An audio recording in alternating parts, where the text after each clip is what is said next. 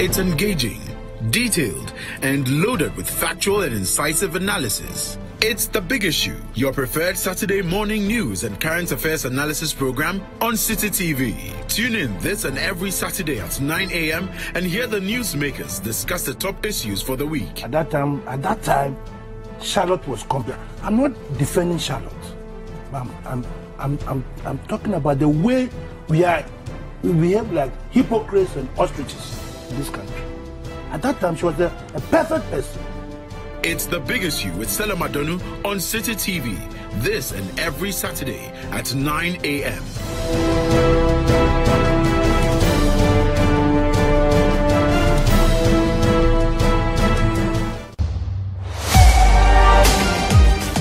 Wherever the weekend sporting action happened, we will bring it to you here on Scorecard. Every goal, every dunk, every punch, the winning strides, and the winning volleys. Come international media, he said, look, wait, sit and wait. Let me have a meal with my people. And I think that's the same cool, it's the same organization he brings to the field every time I've seen him play. He looks to me like somebody who has played over 50 caps already. Okay. But this guy has barely played over 25 caps for the national team. All of the weekend's action in one place. Scorecard. Every Sunday at 8 p.m. prompt on City TV.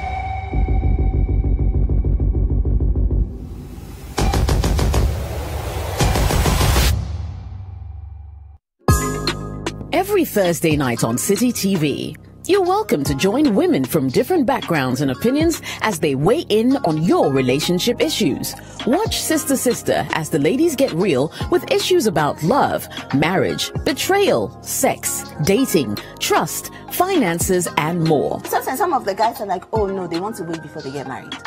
So that little question was like, oh, I'm saying, hold on, ladies.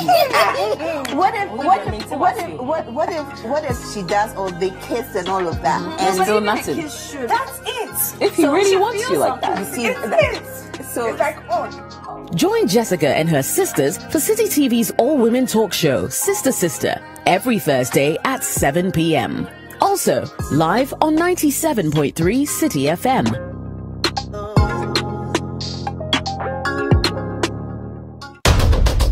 Tune in to The Point of View, Mondays and Wednesdays at 9 p.m. as Bernard Avlet takes the news further. He will bring the right guests, ask them the relevant questions, and get you the real insights you need on the big stories for the day. What one action have you taken? What one statement have you issued?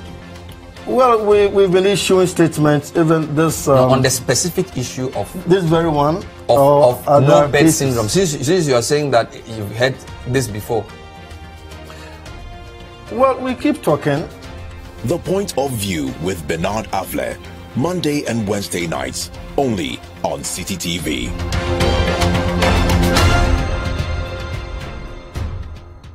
You're into the Breakfast Daily on City TV. Stonebwoy says so. Keep it locked. Don't log off. We spice up your mornings with culturally enriched conversations, social interviews, and policy-oriented discussions that will keep you updated on the progress of the nation. And that is the reason I was making the point to him that I refrained from responding to this Joyce Bauer statement. Because if some citizens have accused President Mahama of diverting a certain amount of money, deal with that, deny same, and move on with your life. Join the Breakfast Daily team Monday through Fridays from 7:30 a.m. to 10. Let your voice be heard with the hashtag Breakfast Daily. Join us for breakfast daily, only on City TV.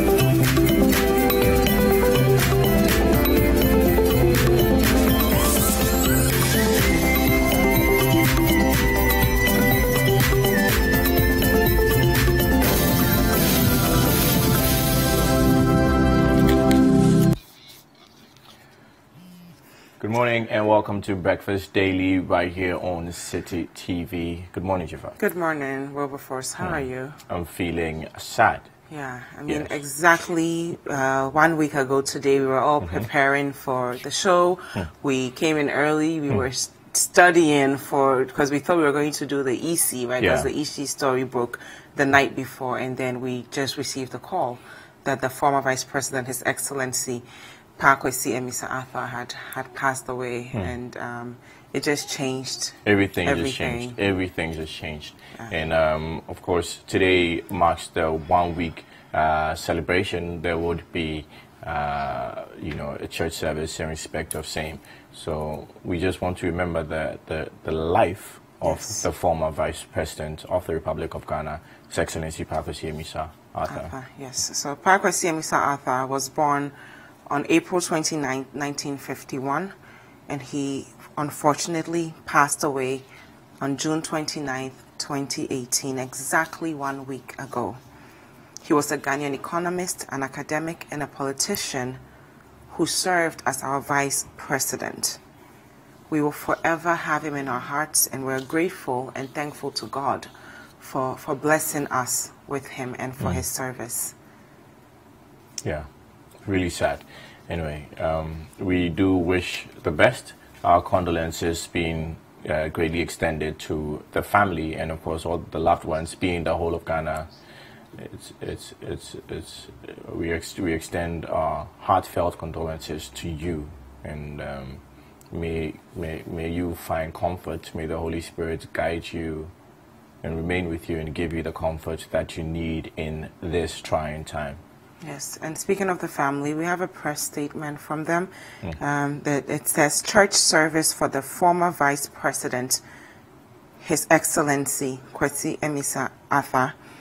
In memory of the former Vice President K.B. Amissah-Arthur, there will be a church service at Ridge Church, Accra, on Friday, which is today, July 6, 2018, at 3 p.m.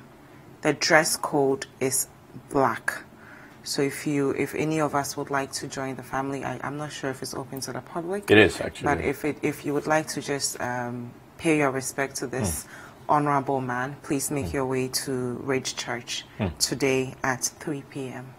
Anyway, so may the soul of our dearly beloved former Vice President of the Republic of Ghana, His Excellency Pakwesi Amissah-Arthur, rest in perfect peace. Yes, and I think his life should also serve as an inspiration to us all, that we are on this earth for a purpose, and we owe our nation a service, right? So his entire life was a life of service, from the time he was a teacher to the time he went to the Bank of Ghana to when he became the Vice President. And he just focused on working hard and doing the bit he could to make Ghana a better place for all of us. Yeah, anyway, it's really sad. Anyway, moving on, we observe a moment of silence and then we move on to our next issues for today. So just a quick moment of silence once again for the former Vice President of the Republic of Ghana. Okay. May his soul rest in perfect peace. Yes. Now, yesterday also good things happened. Yes. We had St. Peter's. Yes. Now, St. Peter's won the National Science and Math Quiz. Yes. So and between it was just an yesterday, honor. I remember we were 3 people on the seat. You were here.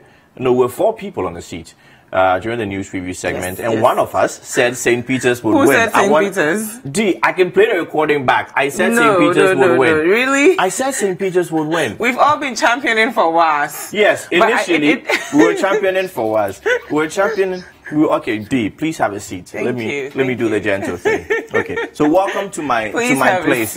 Welcome to my place. You don't offer me a seat in my place. I run this. I run this town. I run this town. So yeah, I'm saying that yesterday I did say, and it's on the recording is there, that I said St. Peter's would win. You get the accolades. Yes. Okay. Yes, because you predicted it. Everyone was saying they're going for the underdog, and I'm like, the way everyone is looking down on St. Peter's, they may actually win. We weren't looking down on them. I just think everybody just wanted WAS to win, and yes. I was blown away by their performance. I mean, they lost by just 1 point, so that just tells, for me, WAS is still a winner, right? Because I think to start at such a to be so young in this space and not be intimidated and to make it that far, it just means next year they're just going to blow it away, or whenever they do it. Yeah. The next one. I mean, we can say that maybe every school that went into this competition is a winner. Yes. One school that I've been informed that for over 10 years they have not been in this competition, allegedly, is St. Rose's.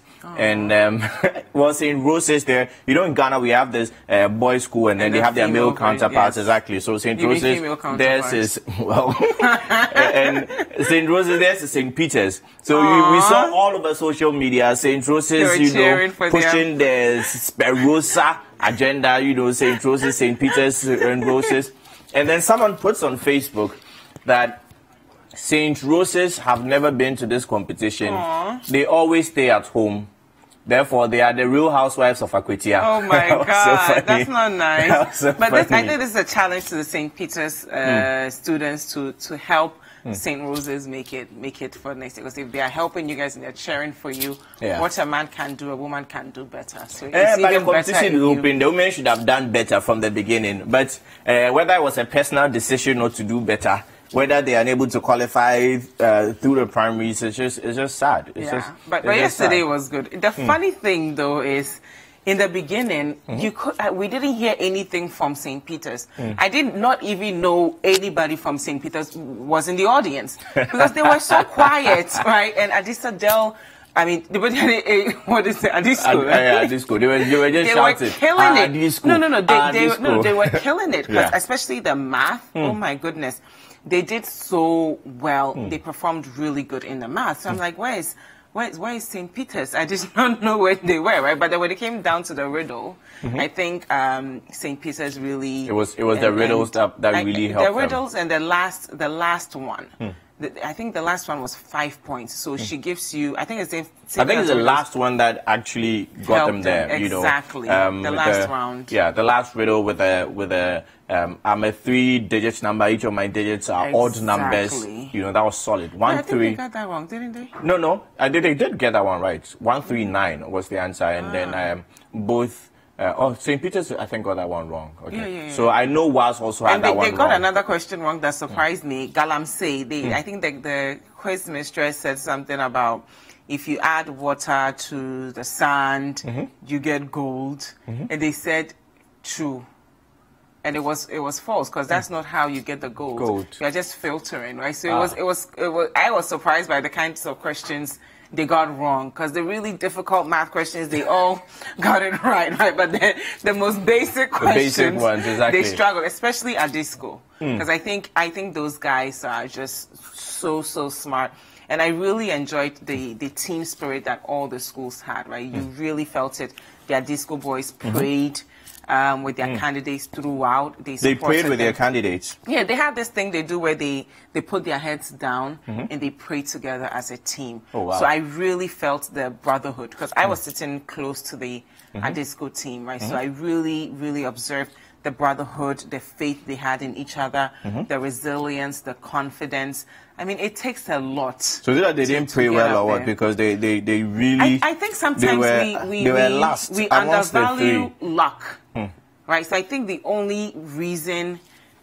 Sometimes you can have everything right, but then you can be lucky, right? I can study all night long for a test, and you can study, but not as hard as I did, but then the few questions you studied showed up on the test and mine didn't, right? So I think as students, and the few you didn't study were the ones that actually came. You know, so as students, we shouldn't be too hard on ourselves and don't see yourself as a loser. I know people are trolling them and everything else, but really focus on the journey and how hard you worked. And I think all the finalists are winners. There were pictures all over Facebook where you could find like a dead zebra and the legs. they were just making fun of Adisco all over. But one thing I didn't like but it. What were some of the highlights of your day? One thing I found very interesting was that at the final, there was a policeman standing behind the quiz mistress the whole time. With the bag. It was so funny. Listen, once bitten, twice shy, okay? It was so funny. I don't blame her. So just a quick background. Apparently last year, the quiz mistress lost her bag.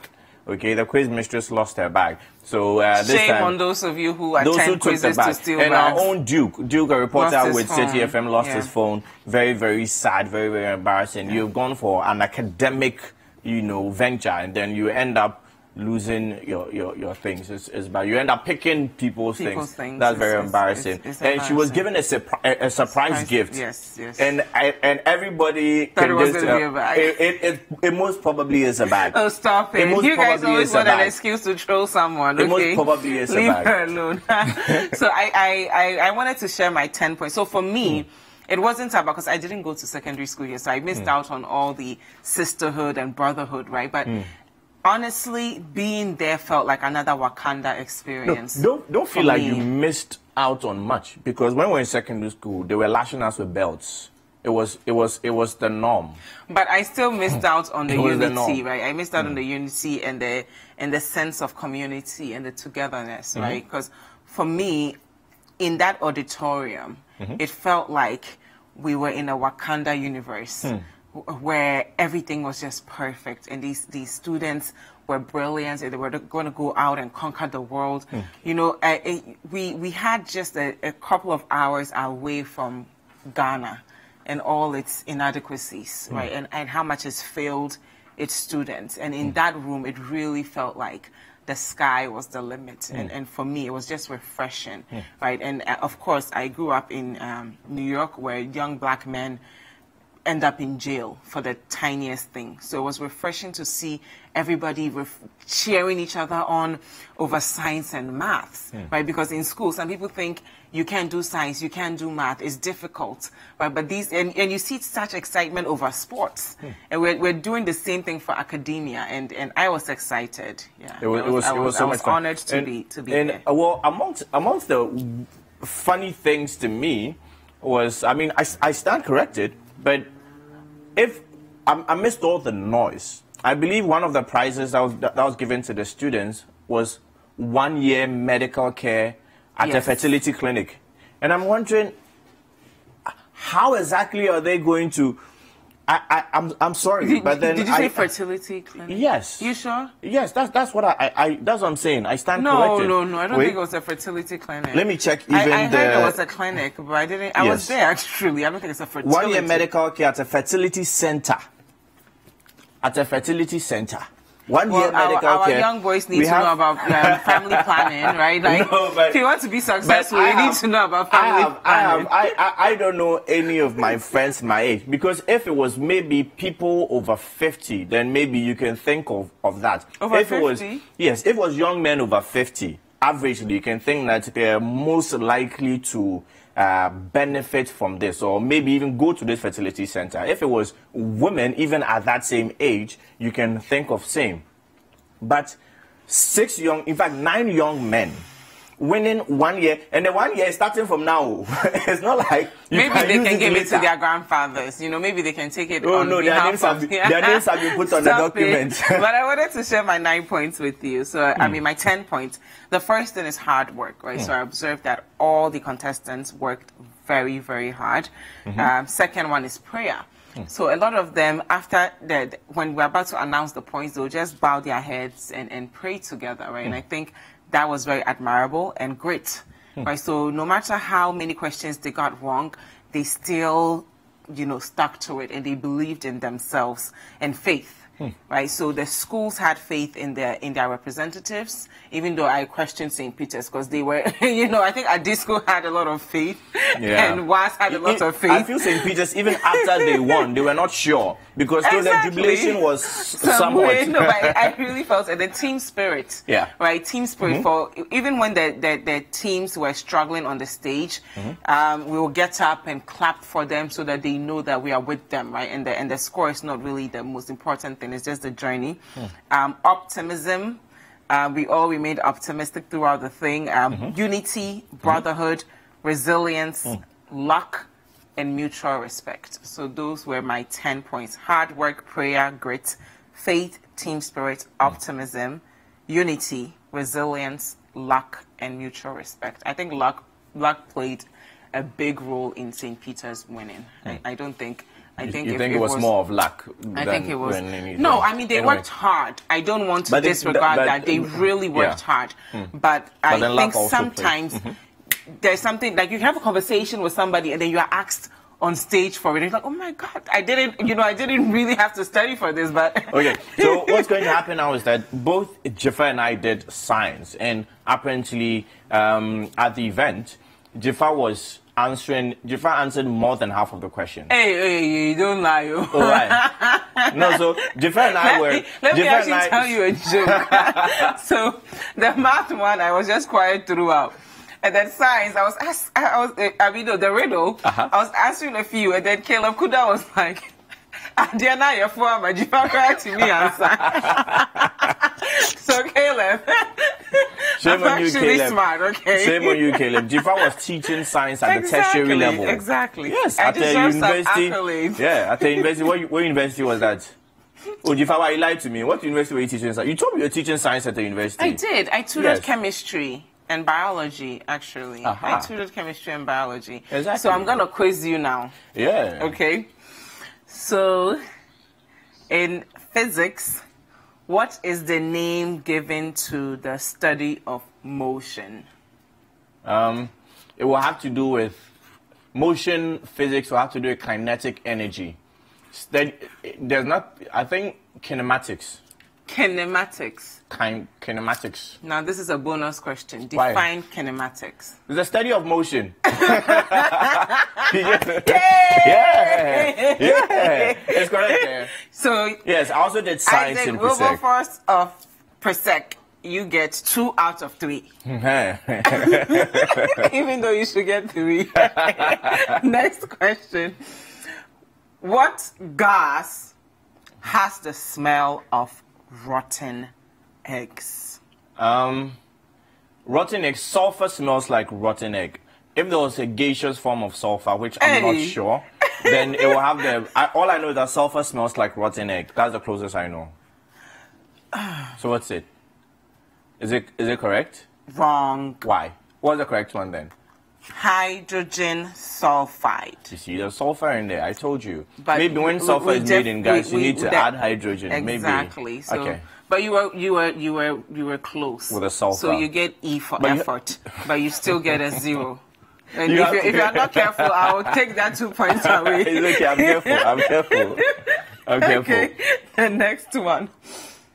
What poisonous gas is emitted when the exhaust carbon monoxide. Hey! Carbon monoxide. No poisonous gas. Exhaust. You get 5 points. Thank you. Thank you for answering on the first clue. Now it gets harder, contestants. If it gets harder, it's okay. If you get this question wrong, I will deduct 10 points. Oh, bye-bye. So for how many points have you given me that you want to deduct it? So, let's see. What is the most common of all metals in the Earth's crust? You see, you said it gets harder. Yeah, and you have 10 seconds. You said it gets harder, but this is actually quite easy. 10 seconds. Kilalumi? Huh? Aluminium. Great. Yes. You get 1 point. So if I got it wrong, you deduct 10. Because it's so easy. How can you get it wrong? I'm sharp. Yeah, you are. Sharp. Yeah. You're really sharp. I'm surprised. I mean, you're a DJ, you're a lawyer, and you're killing it in science. Yeah. Wow. No, I was scared when I was doing science in Presec. But you should stay on SS1. For SS1, that one I was good. SS2 and SS3.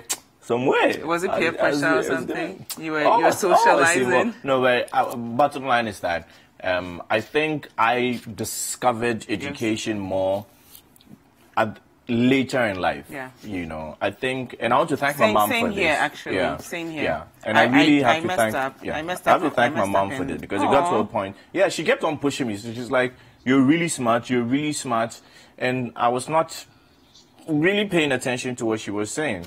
But then I say always that it is about what the person actually wants to do. Yeah. So maybe science was not what I wanted to do. And I keep saying that, look, when it came to law, I was excellent. When it came to science, I was not good. When it came to law, I was excellent. I ended up even being the vice president of the Ghana School of Law. And wow, yes, congratulations. It'd be good.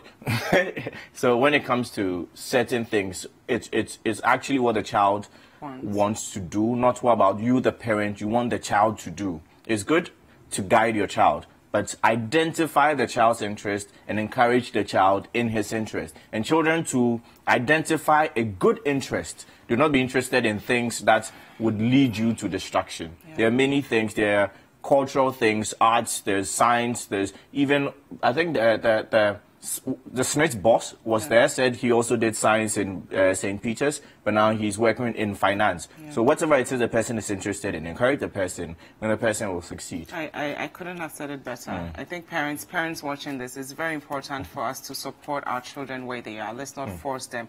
You can't fit a box into a circle, so let's not do that. But we have a quick recap of yesterday's excitement that we want to share with you, so enjoy. To capacity, the National Theatre became a charging ground for enthusiastic supporters of the three competing schools. This grand finale is going to feature three amazing schools. The first is 2016 winners at Desadel College.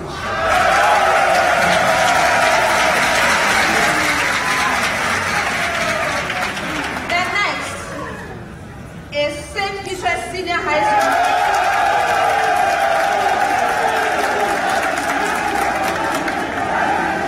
Two-time winners, but they haven't seen a trophy in 12 years. And the last is a new entrant, West Africa.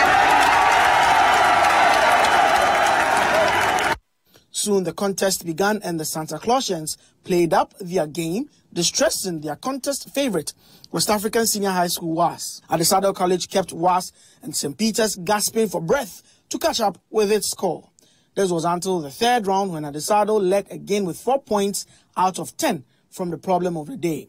WAS and St. Peter's both scored 3 points.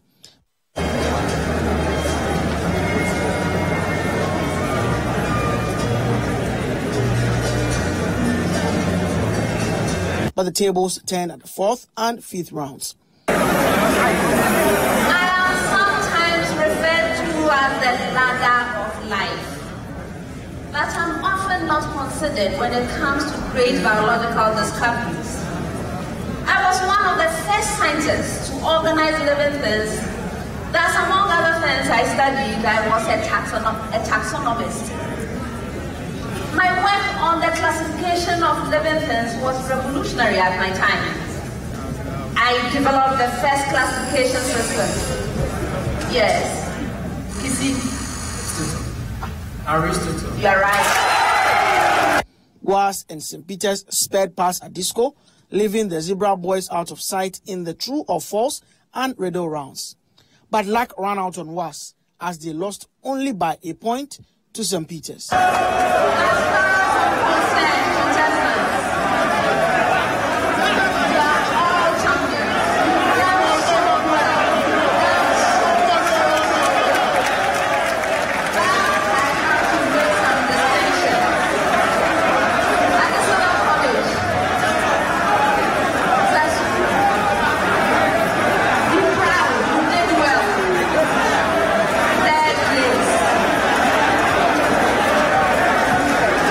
West Africa Senior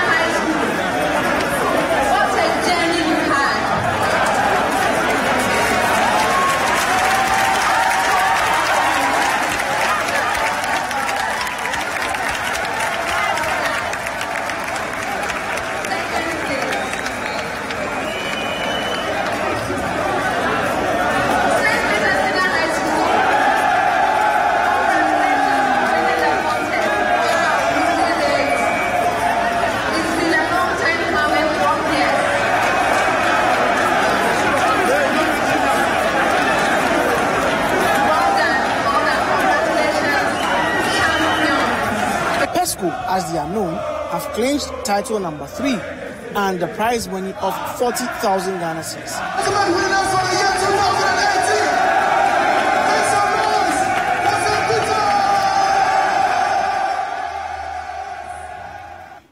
Welcome back. That was all the excitement from yesterday's event Science was and Math Quiz. amazing. And I must say that I was super proud of Gabriel Ampadu Sasu. He was brilliant. I mean, he was with where? Adisco? Adisco. And he was just, I mean, that kid could easily be the next Einstein. Oh, wow. I mean, he was just he was just brilliant. Then and I don't want him to should be too pay hard. attention to him. Yes, I don't want him to be too hard on himself, because sometimes we fixate so much on the outcome that we don't give ourselves enough credit for how far we've come. So I think they all did really well. They got so many things. I'm happy for them. The one thing that I didn't find too interesting was when the deputy minister said to the quiz mistress that she should try to make the girls. I didn't think it was okay per se, because it should be an open competition. Gender equality means equality, So but I do think that we owe it to our young women to create an enabling environment for them to thrive. That's right. fine. So in the household, if the girl comes back from school and she's expected to do house chores with the mother, and the boy is expected to, study, then of course you're going to have these issues. So I don't think it's the responsibility. I agree with you. It's not the responsibility of the quiz mistress, right? It's the responsibility of the parents and the society to give girls. If you give girls a high standards, they will rise up to it. But if you lower our standard, then that's exactly where we will also be. So we all owe it to our girls to give them time to also study. Fantastic. Anyway, so keep your messages coming through with the hashtag Breakfast Daily and also the WhatsApp line. 0550-585-832. The WhatsApp line is 0550-585-832. We'll go for a quick break and news review continue.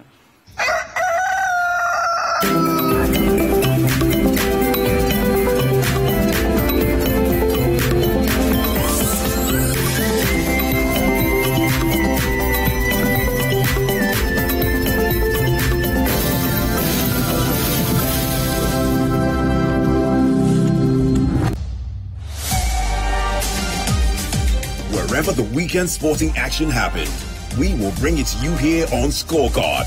Every goal, every dunk, every punch, the winning strides, and the winning volleys. International media, he said, look, wait, sit and wait. Let me have a meal with my people. And I think that's the same it's the same organization he brings to the field every time I've seen him play. He looks to me like somebody who's played over 50 caps already. But this guy has barely played over 25 caps for the national team. All of the weekend's action in one place. Scorecard. Every Sunday at 8 p.m. prompt on City TV.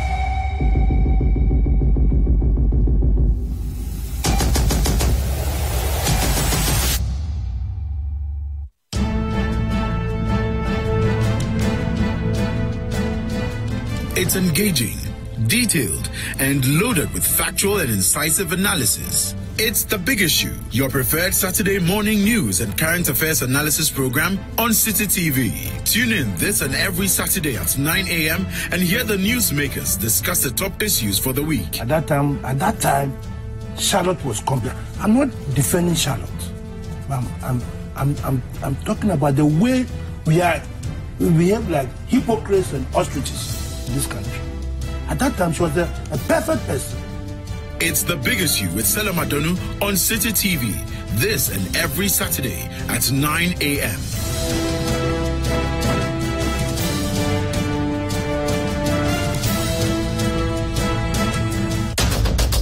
Tune in to The Point of View, Mondays and Wednesdays at 9 p.m. as Bernard Avlet takes the news further.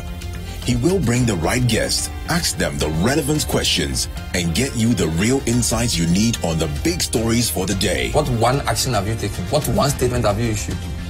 Well, we've been issuing statements, even this... on the specific issue of... This very one?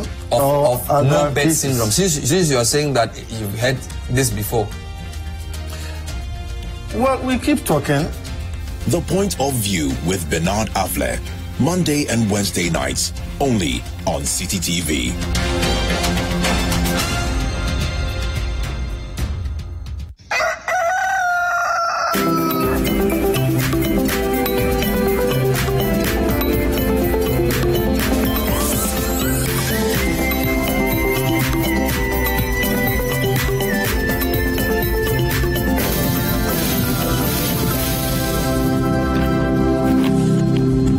Okay, welcome back to Breakfast Daily, still on City TV. Now time for the news review segment for today, and we shall be taking a look at some of the stories making the headlines before we introduce our guest for the morning.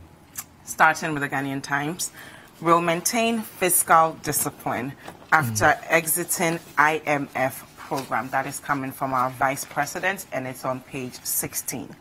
Kelly GVG case, GRA to oppose suit.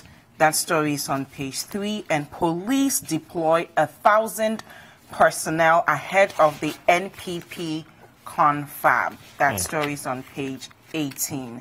And finally, 4 Ejisoman SHS teachers sacked over sexual misconduct. That's on page 18.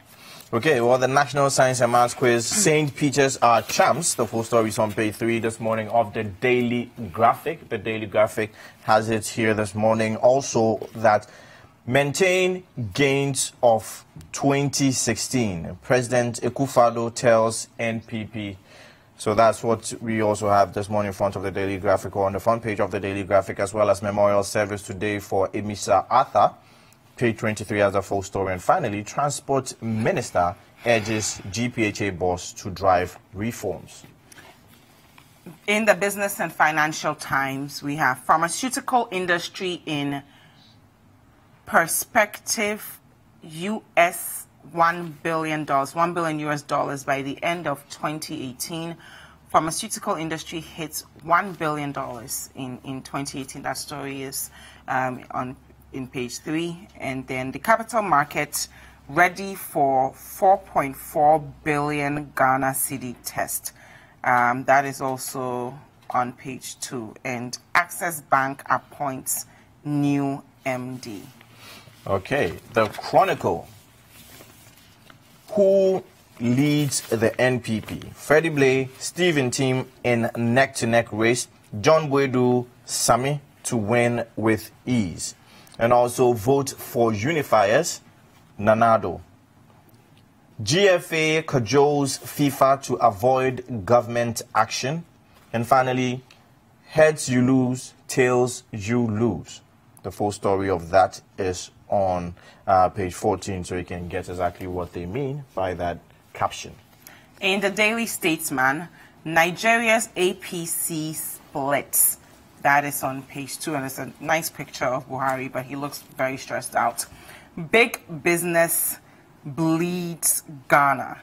NDC turned blind eye to Tolu and others underpaying taxes. And finally, maintain gains of 2016. Akufo-Addo urges NPP delegates, and that story is on page 2. Okay, The Independent. Ghana to enact fiscal responsibility law, full story on page 2. And ECG concession, Ghanaians to rise up against the deal, ASEP urges. In the New Crusading Guide, President to NPP delegates, maintain safeguard 2016 victory gains. Elect right persons as executives. That is on page 3. And President Akufo-Addo welcomes strategic partnership between Ghana and South Africa. Finally, rule of law would be my watchword. That's coming from Kwabin Chief. Okay, the Weekend today says PESCO wins 2018 SMQ. That's what we have as the first story on the front page of the Weekend today, as well as all roads lead to Koforidua as NPP holds a national delegates confab.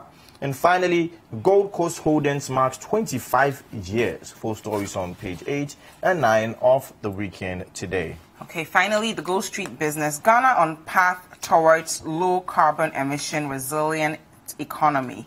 That is, we're investing $75.7 million that we're getting from CIF in support of sustainable cocoa and agricultural practices. So we're getting $75.7 million from the Climate Investment Fund.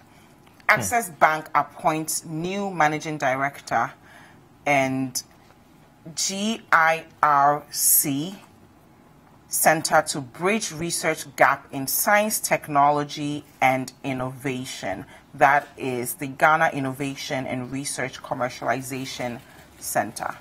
Okay, and finally, the Herald. Energy Minister accused of shielding Frances Isiam in GCMCL rot. And also, confusion hits Blaze 275 bribe buses as John Wedu contradicts acting chairman Nana Kumia and STC pulled into foggy $11 million deal. Also, FDA warns pregnant women against bleaching pills. And finally, minister cries ma over fleeing dollar. Sad. Do we have okay? Yes, so we'll introduce our guest. So we'll introduce our guest for this morning. We've been joined by a private legal practitioner, Jay Opokwe. Jay, good morning. Welcome to Breakfast Daily. Good morning, and thank you for having me. Okay. And we've also been joined by our ace journalist, Richard Delasky. Good morning. Welcome to Breakfast Daily. Good morning. I'm honored to be here. Well, it's an honor to have you here. Always Richard Sky. So we'll jump straight to the first story. Before we go into the story, it is the 1 week celebration of the former vice president. Any words of reflection? Well, yes. It's sad hearing stories about how the vice president passed. For me, once you are a president, you are always president, so and so. If you are vice president, you are always vice president, so and so. I'm not in the business of former president and former vice, so he's vice president for a period. It's sad to hear that he passed in such circumstances in the gym, and then no ambulance to convey him. And it tells us all the state in which some of our facilities are. And I know City, you've been on the case of health facilities which have been constructed or are being constructed but not being put into use.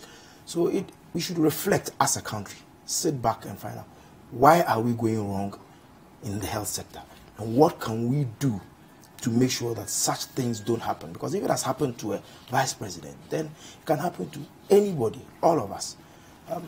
As a person, I believe that he served his country well. He served as a minister in the executive, he served as governor of the Bank of Ghana, and then as a vice president. I don't think that anybody will sit back and upon reflecting on his life say that this man hasn't done his due for Ghana. We should mourn him and hope that we have many more people like him who will serve their nation. Richard?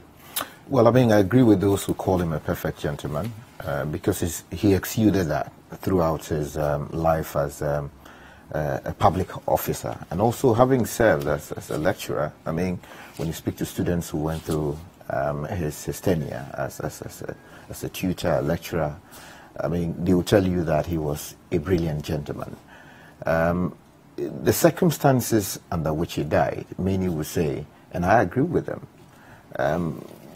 raised quite a lot of issues. And as my colleague Pandey said, about how we treat our own.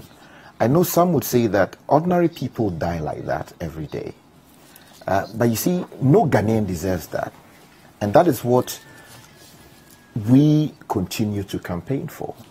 That you have a country where you are not 2 minutes away from an ambulance. In some other countries, the standard is there. That when you make a call, 911, within 2 minutes, there should be an ambulance at your service. And we're not talking about, a vehicle just coming with a driver in it.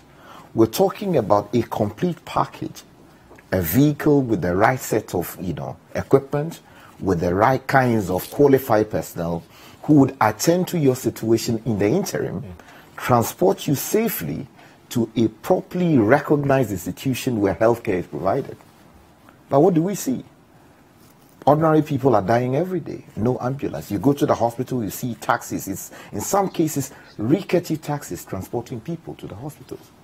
Some of the vehicles which have a semblance of what you call, you know, an ambulance facility are used in transporting dead people.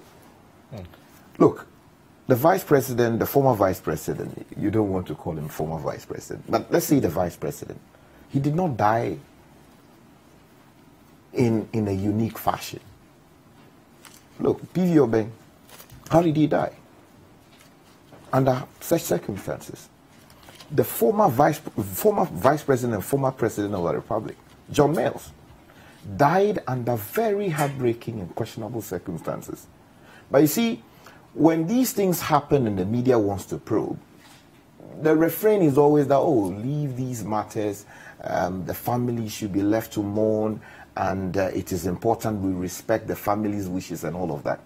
But what we insist on is the need for us to create a better Ghana for all of us. Because I do not want to be in that position. I do not want you to be in that position. I do not want anybody in this room or watching us on television to be in that position. It is just completely unacceptable. We need to build the systems that will be able to provide proper health care for our people so that we can all live longer. In some cases, people just don't fall down and die. Things like that would happen, but there are specific interventions that would ensure that life is sustained. Now, what I am calling for is that we failed to do it when Mayles died. We failed to do it when PV Obeng died. We failed to do it properly when the 80-year-old died recently. Now, a former vice president has died. Must we use this platform, or must we use this particular death as a basis to turn the situation around? Let's investigate. Let's know exactly what went wrong. And if people are to be held completely responsible for the death of the former vice president, let's do that. And let's set specific examples. And the waste of resources in our public space is one more reason why these things happen. Because if people are buying, you know, a pen drive, they could have bought for, say, 100 Ghana cedis, or maybe 50 Ghana cedis. Yet, they signed a contract that gives you that pen drive for, say, you know, 2,000 Ghana cedis. What it means is the hospital that should have been built in Adafianu, my hometown, would not be built. The ambulance that should have been provided will not be provided. So that people will continue to die because someone decided to line his pocket. So these things are giving us reasons to believe that there's everything wrong with Ghana. Our country is not making sense. It is an experience that is, experiment that is not making sense. So as a people, we must resolve to deal with it. And it starts with you and I. Thank you very much, Dala. And Loyopoko. Before the news review, Wilberforce and I were talking about standards we give our young women, or especially our young students. Now, there's a story on citynewsroom.com that says, Ejusuman SHS sexual abuse. 4 teachers sacked, 4 transferred. The Ghana Education Services has sacked 4 teachers of the Ejusuman Senior High School in the Ashanti region for sexually assaulting some students. In March of this year, some 9 teachers of the school were interdicted after they allegedly abused some female students. Over a dozen of the students who testified said they were sexually abused in various forms. Now, there are 9, I'm quoting them, there are 9 teachers, and 4 of them, management came up with termination of appointment. With the other 4, we have directed the regional director to transfer them, but before that, they will sign a bond of good behavior. With the 9th teacher, we however established that he was framed up by one of the colleagues who saw him as a threat to the relationship he had with the students, so he was exonerated. Now, the development minister, the development compels the education minister, Dr. Matthew Opoku, to warn the government that the government will take on any regional director of education who fails to protect the female students who are victims of sexual abuse by teachers in senior high schools across the country. He indicated that boarding schools cannot be used as brothels by male teachers who usually engage in sexual relationships with their female students. Now, Ghanaian Times has the same story, but the headline is interesting. It says, 4 Ejisoman SHS teachers sacked over sexual misconduct. As a society, are we taking this sexual abuse issue seriously, right? Because even the use of misconduct instead of abuse is worrying, right? And are we doing enough to protect our young women from teachers we've trusted to train them? Because we just spoke about the National Science and Math Quiz. If your teacher is a science teacher or a math teacher, you're not experiencing the same thing that your male counterpart will be experiencing in the school. Well, there's a lot of predatory behavior in our society. These are school kids, so presumably most of them will be under 18, children, being taken advantage of by their teachers. We've heard stories of such things happening even at the university level, where the students are a bit more mature. It just shows that a lot more needs to be done. And we tend to be too quick to also want to resolve some issues, even when it involves sexual misconduct, out of court. And this is where sometimes some of these things create problems, because with this particular situation, for instance, the GES has taken administrative actions against them. Should it end there? Shouldn't the Attorney General's office come in? Shouldn't we look at prosecution for whatever offenses that can be proved that they've maybe even rape? Or, because I understand some of the girls claim that they were forced into it. They didn't give consent to whatever sexual advances their male teachers, got themselves into, or defilement, or whatever it is. But yes, our society needs to do a bit more to protect the vulnerable, especially girls, because people tend to think that there's this saying in Akan, I'm sure most of us said, why now in Waona or Kusi or something. So it's as if in the other words, like everybody chop for in workside. But that chopping must be lawful. You cannot say that I am a teacher. This is what I can get. You can't commit crime in your workplace and say I can get this as some side benefit for where I work. It cannot happen. And I'm sure some of these girls, if they are not taken through proper counseling, might be damaged for life. So, but it all comes again when you look at education, especially with the GS. I have a big problem with supervision. And some of these things I'm sure have come about because there isn't proper supervision of what happens in the schools. And I always say the GES schools tend to have, especially at the primary level, the secondary is a bit different, tend to have trained teachers, but you find out that the private schools do better at the exams. Why is this so? I'm sure it's all down to supervision about what happens in the schools. We need to protect our girls, but it also means that the GES must take its supervisory role very seriously. The inspectors and supervisors shouldn't sit in the offices. They should go to the schools, find out what happens, talk to the house mistresses, house masters, talk to the students.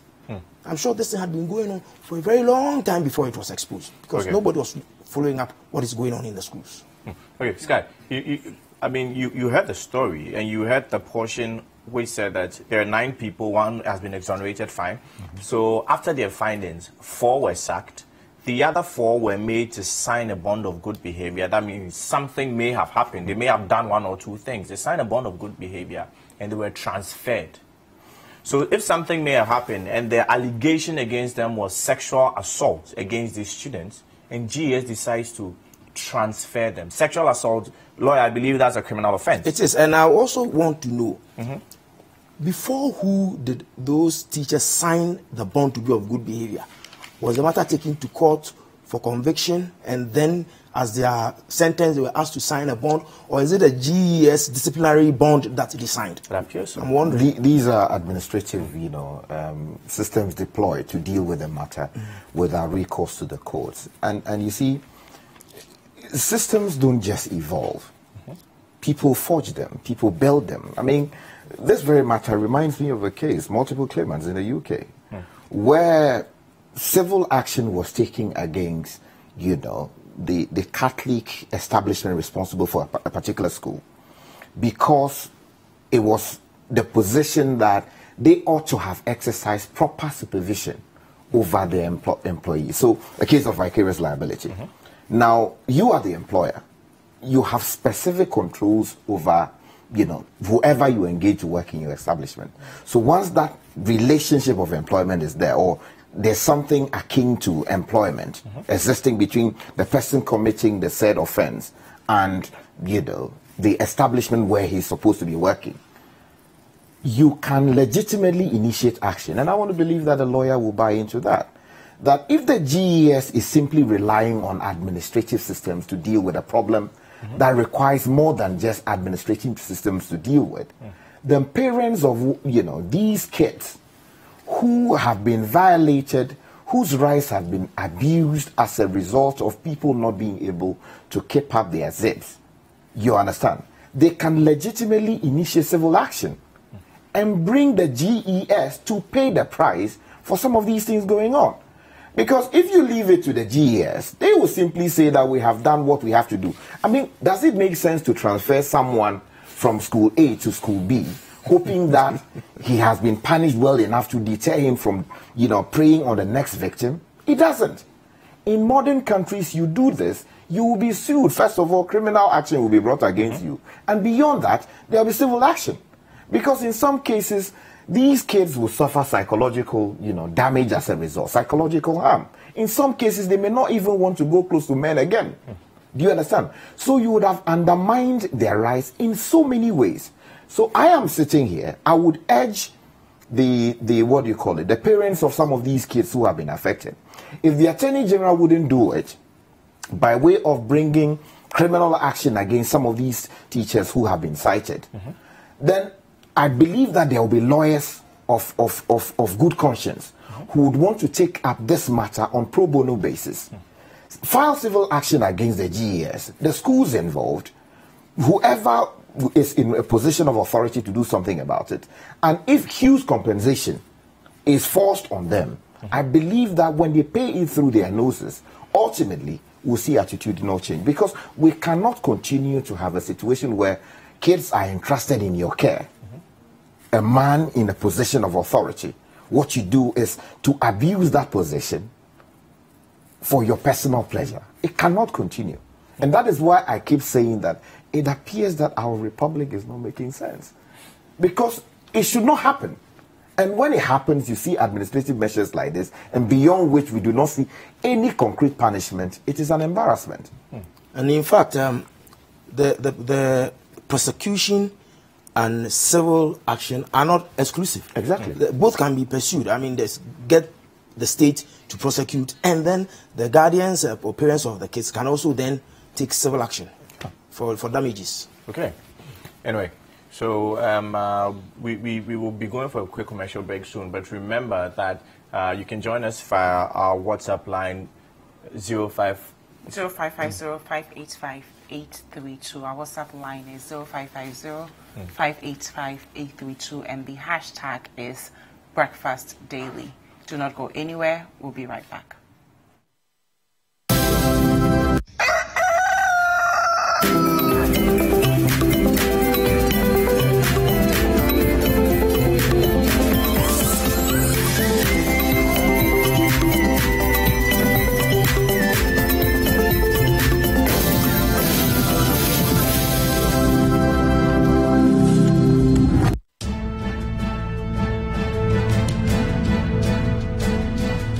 It's engaging, detailed, and loaded with factual and incisive analysis. It's The Big Issue, your preferred Saturday morning news and current affairs analysis program on City TV. Tune in this and every Saturday at 9 a.m. and hear the newsmakers discuss the top issues for the week. At that time, Charlotte was complete. I'm not defending Charlotte. I'm talking about the way we behave like hypocrites and ostriches in this country. At that time, she was a perfect person. It's The Big Issue with Stella Madonu on City TV. This and every Saturday at 9 a.m.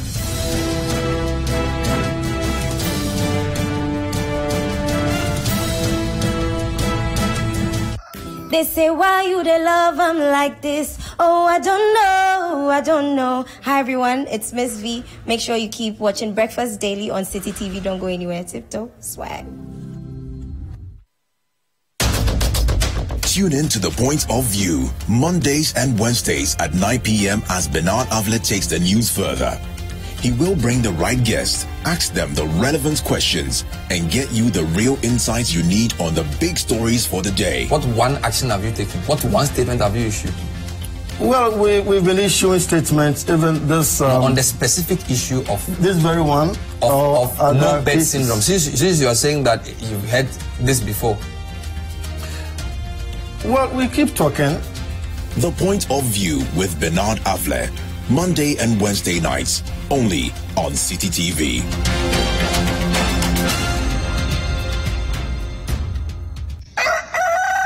Hey family, my name is Joe Metal and you're watching Breakfast Daily on City TV. Keep watching, don't go nowhere.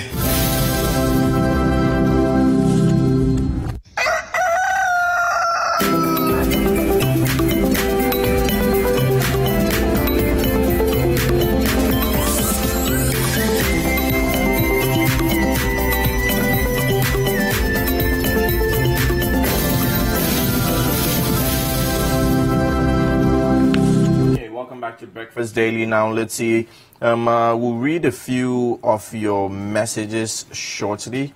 Let's see. Okay, let me just pick this one really quickly from Pajo of Big Shoes in Kwadaso. Says good day. Says good day, thanks to GES for sacking 4 teachers of the Joseman Senior High School for sexually assaulting some students. When some teachers are seriously training their students to win National Science and Maths quiz, others are seriously spoiling the future of our sisters. And he says hi to Mami Soja of Kwadaso and Mr. Amwa as well. So also, well, we have seen quite a few of your messages. We shall sort them out really quickly because some are relating to topics that we have already discussed. So anyway, still Breakfast Daily, the news review segment. We're still joined by, of course, Richard De La Sky, ace journalist, and lawyer Opoku AJ. Now, the next story we are going to look at is the issue of Freddie Blay. Yes, so Freddie Blay purchased buses with, well, there's a story here that Freddie Blay purchased the buses with UMB loans. That's coming from his spokesperson, and that was on your show, The Eyewitness News, last night. The New Patriotic Party aspiring chairman Freddie Blay secured a loan facility from the Universal Merchant Bank to procure 275 buses for party constituency executives, according to the acting chairman's spokesperson. Now, this was...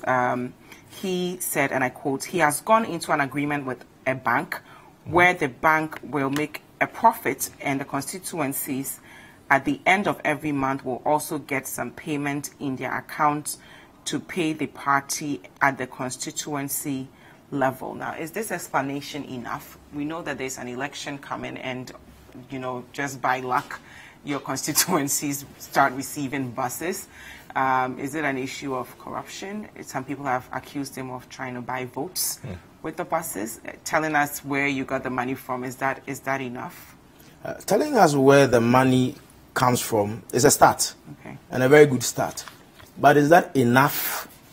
In my opinion, there's something not right about the whole thing. I don't find anything wrong with the party member helping the constituencies to survive financially. Parties rely on donations from people. So a donation from a party member, whether an aspiring chairman or an ordinary member, in itself is not wrong. I think what was the big issue, first of all, was where is the funding coming from? Where did he get the money to do this?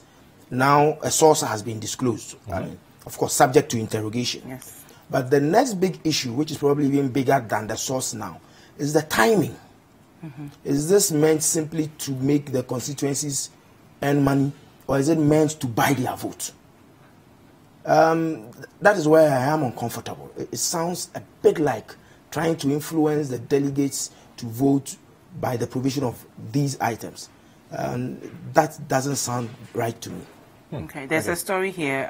Intim condemns Freddie Blay for buying votes with 275 buses. So a national chairman aspirant of the NPP, Stephen Intim, has accused the acting chairman of the party, Freddie Blay, of buying votes. Now, this story was, I think, 2 days ago. Is it do we still see it as a way of buying votes if we know that, according to his people, it's just goodwill, he's just doing his work and he's helping the constituencies? I think, first of all, it is the case that Mr. Blay made, the promise long time ago. But you see, I want to believe that at the time of making the promise, he was aware that he was going to seek re-election. I mean, mind you, he was voted into office as the vice chair of the NPP.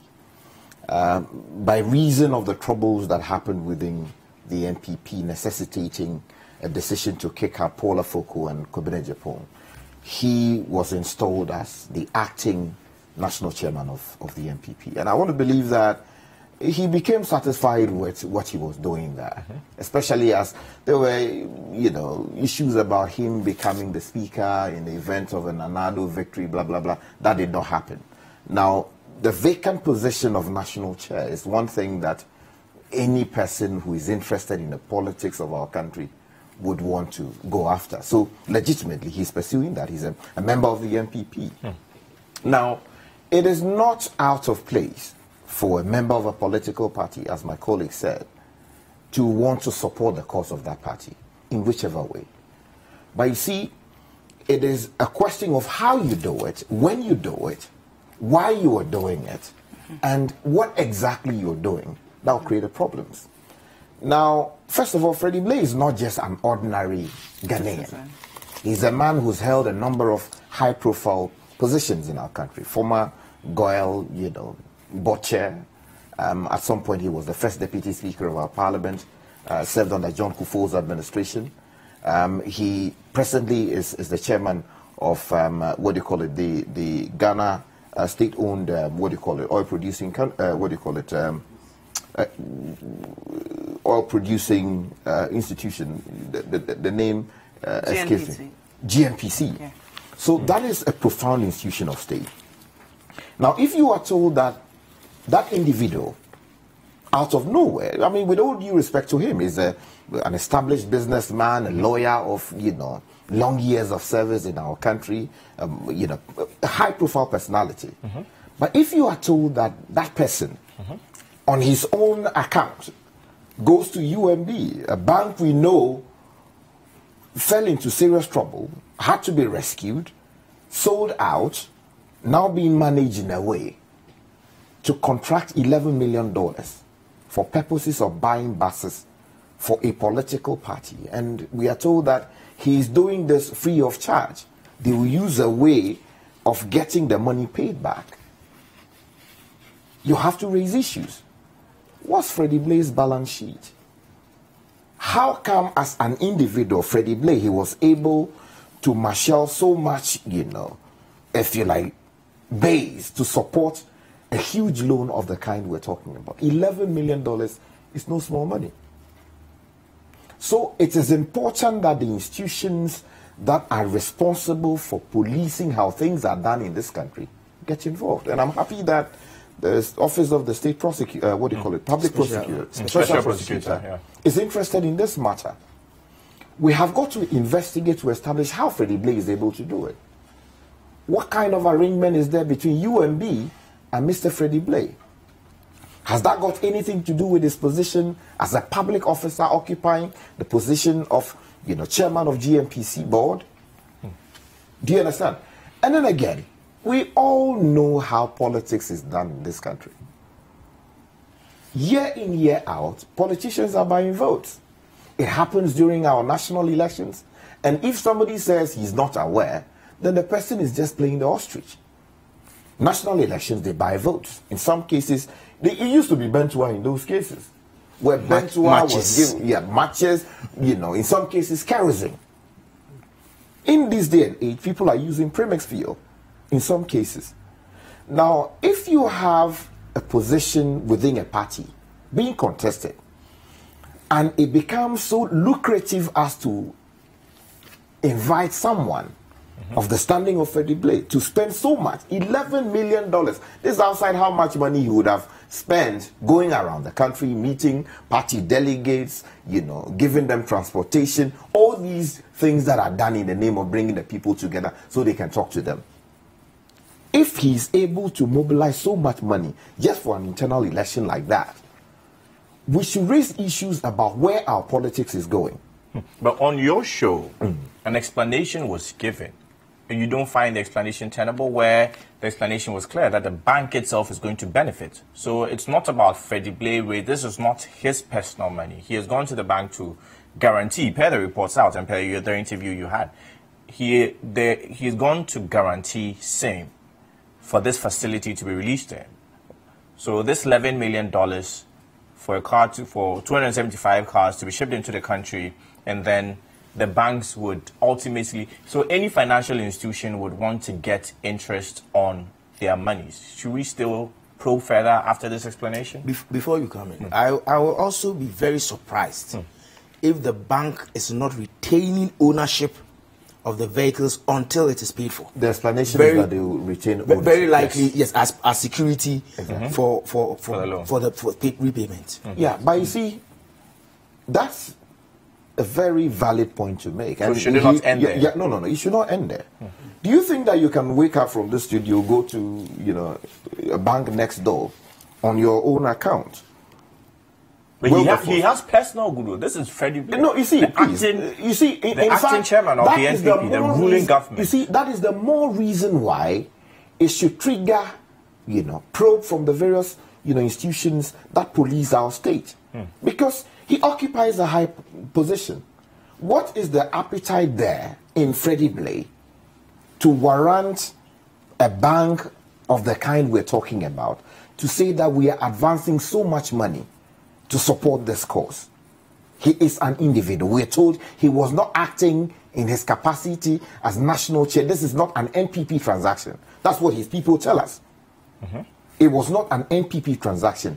It was an individual arrangement he made, and that when things go wrong, he'll be held responsible. What is he falling on? You said yourself that he has businesses.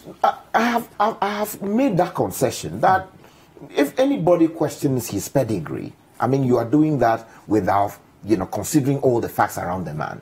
I give that to him. He has businesses. He's a lawyer of so many years. I mean, great experience in public life, fantastic.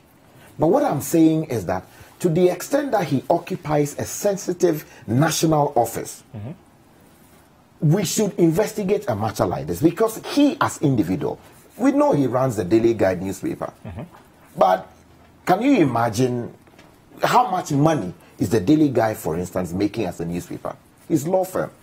How much money is he making as to be able to accumulate the kind of balance sheet that an individual of that kind should have in terms of, say, net income, so as to convince a bank of the kind we're talking about to advance so much money?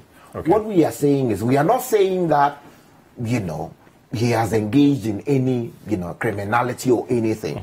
What we are saying is that things like this, when they happen in other jurisdictions, institutions of state will pick up the trail and say that, look, let's look into these issues, because for all you know, there's something hidden somewhere that would, at the end of the day, harm you and I, our interests.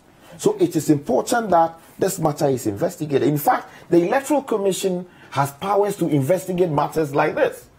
If they think it is vote by. Yes. So, once issues have come up, it is important that they pick up the trail, they look into the issues, and to determine whether or not things have been done rightly or wrongly. It is important.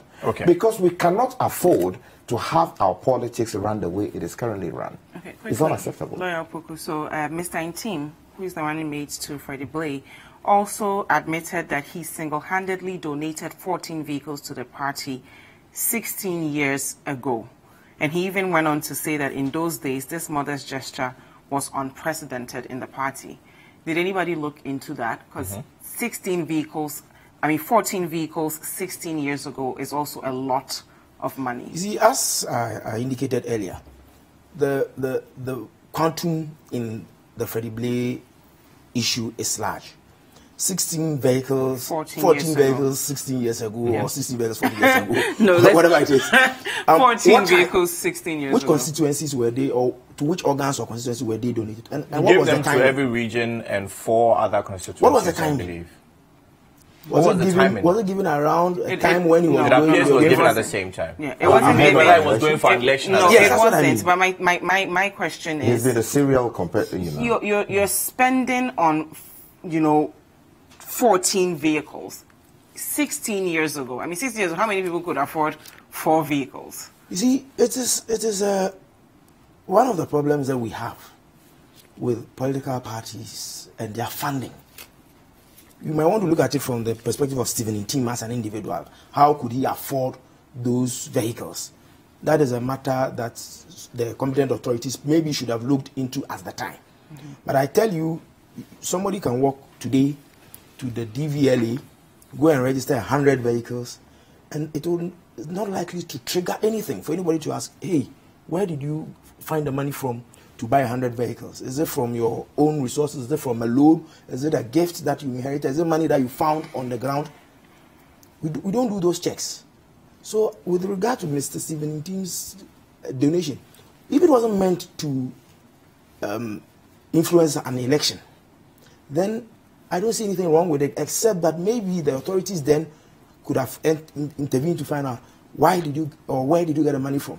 For all you know, in this country, I've seen instances where somebody can go around, collect donations from people, go and present that donation to an institution, and claim ownership of the donation. That I've donated X, Y, Z, and then you find out that it is a donation that he intended collected from other people. But these things can only be found out after investigation, after questions are asked. We don't ask questions. So your legal opinion, could this amount to vote buying? No, you see, it could. It may or may not. Because you don't know the circumstances. It is only investigation that will reveal. For instance, why did the buses arrive on the eve of the election? Was it deliberately timed to arrive now? Or is it that it was supposed to have come a year ago, but due to delivery issues? All these can only be found out through investigation. And if indeed it is found out that it was supposed to come at this time, could it amount to vote buying in your legal opinion? It very easily could. Okay. It very easily could. I'm not saying it is. It could. Depending on the circumstances. Yes. But you see, to a fair-minded person observing, what conclusion would he come to? Do you understand?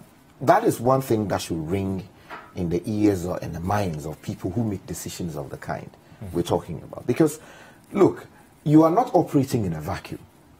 You are dealing with the public. We are talking about a country where we do not even have ambulances.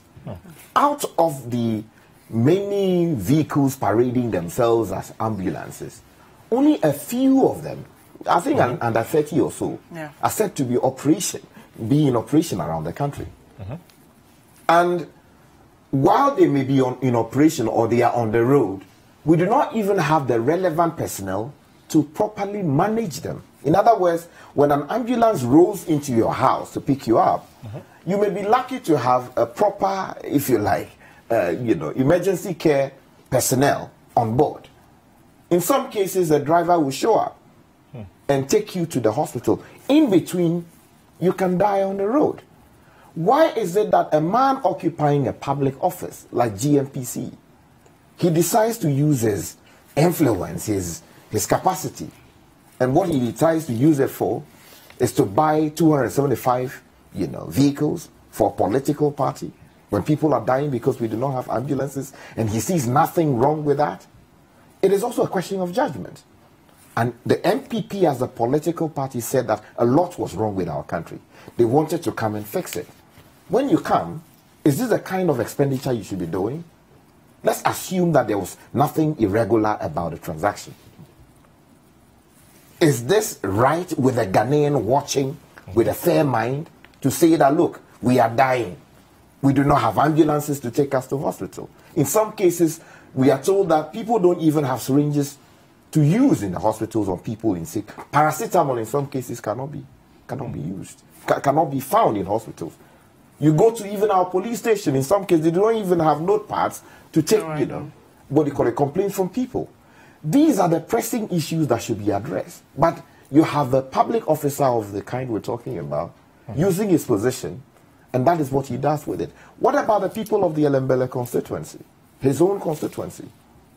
There are so many problems in that very constituency. HIV is a big menace.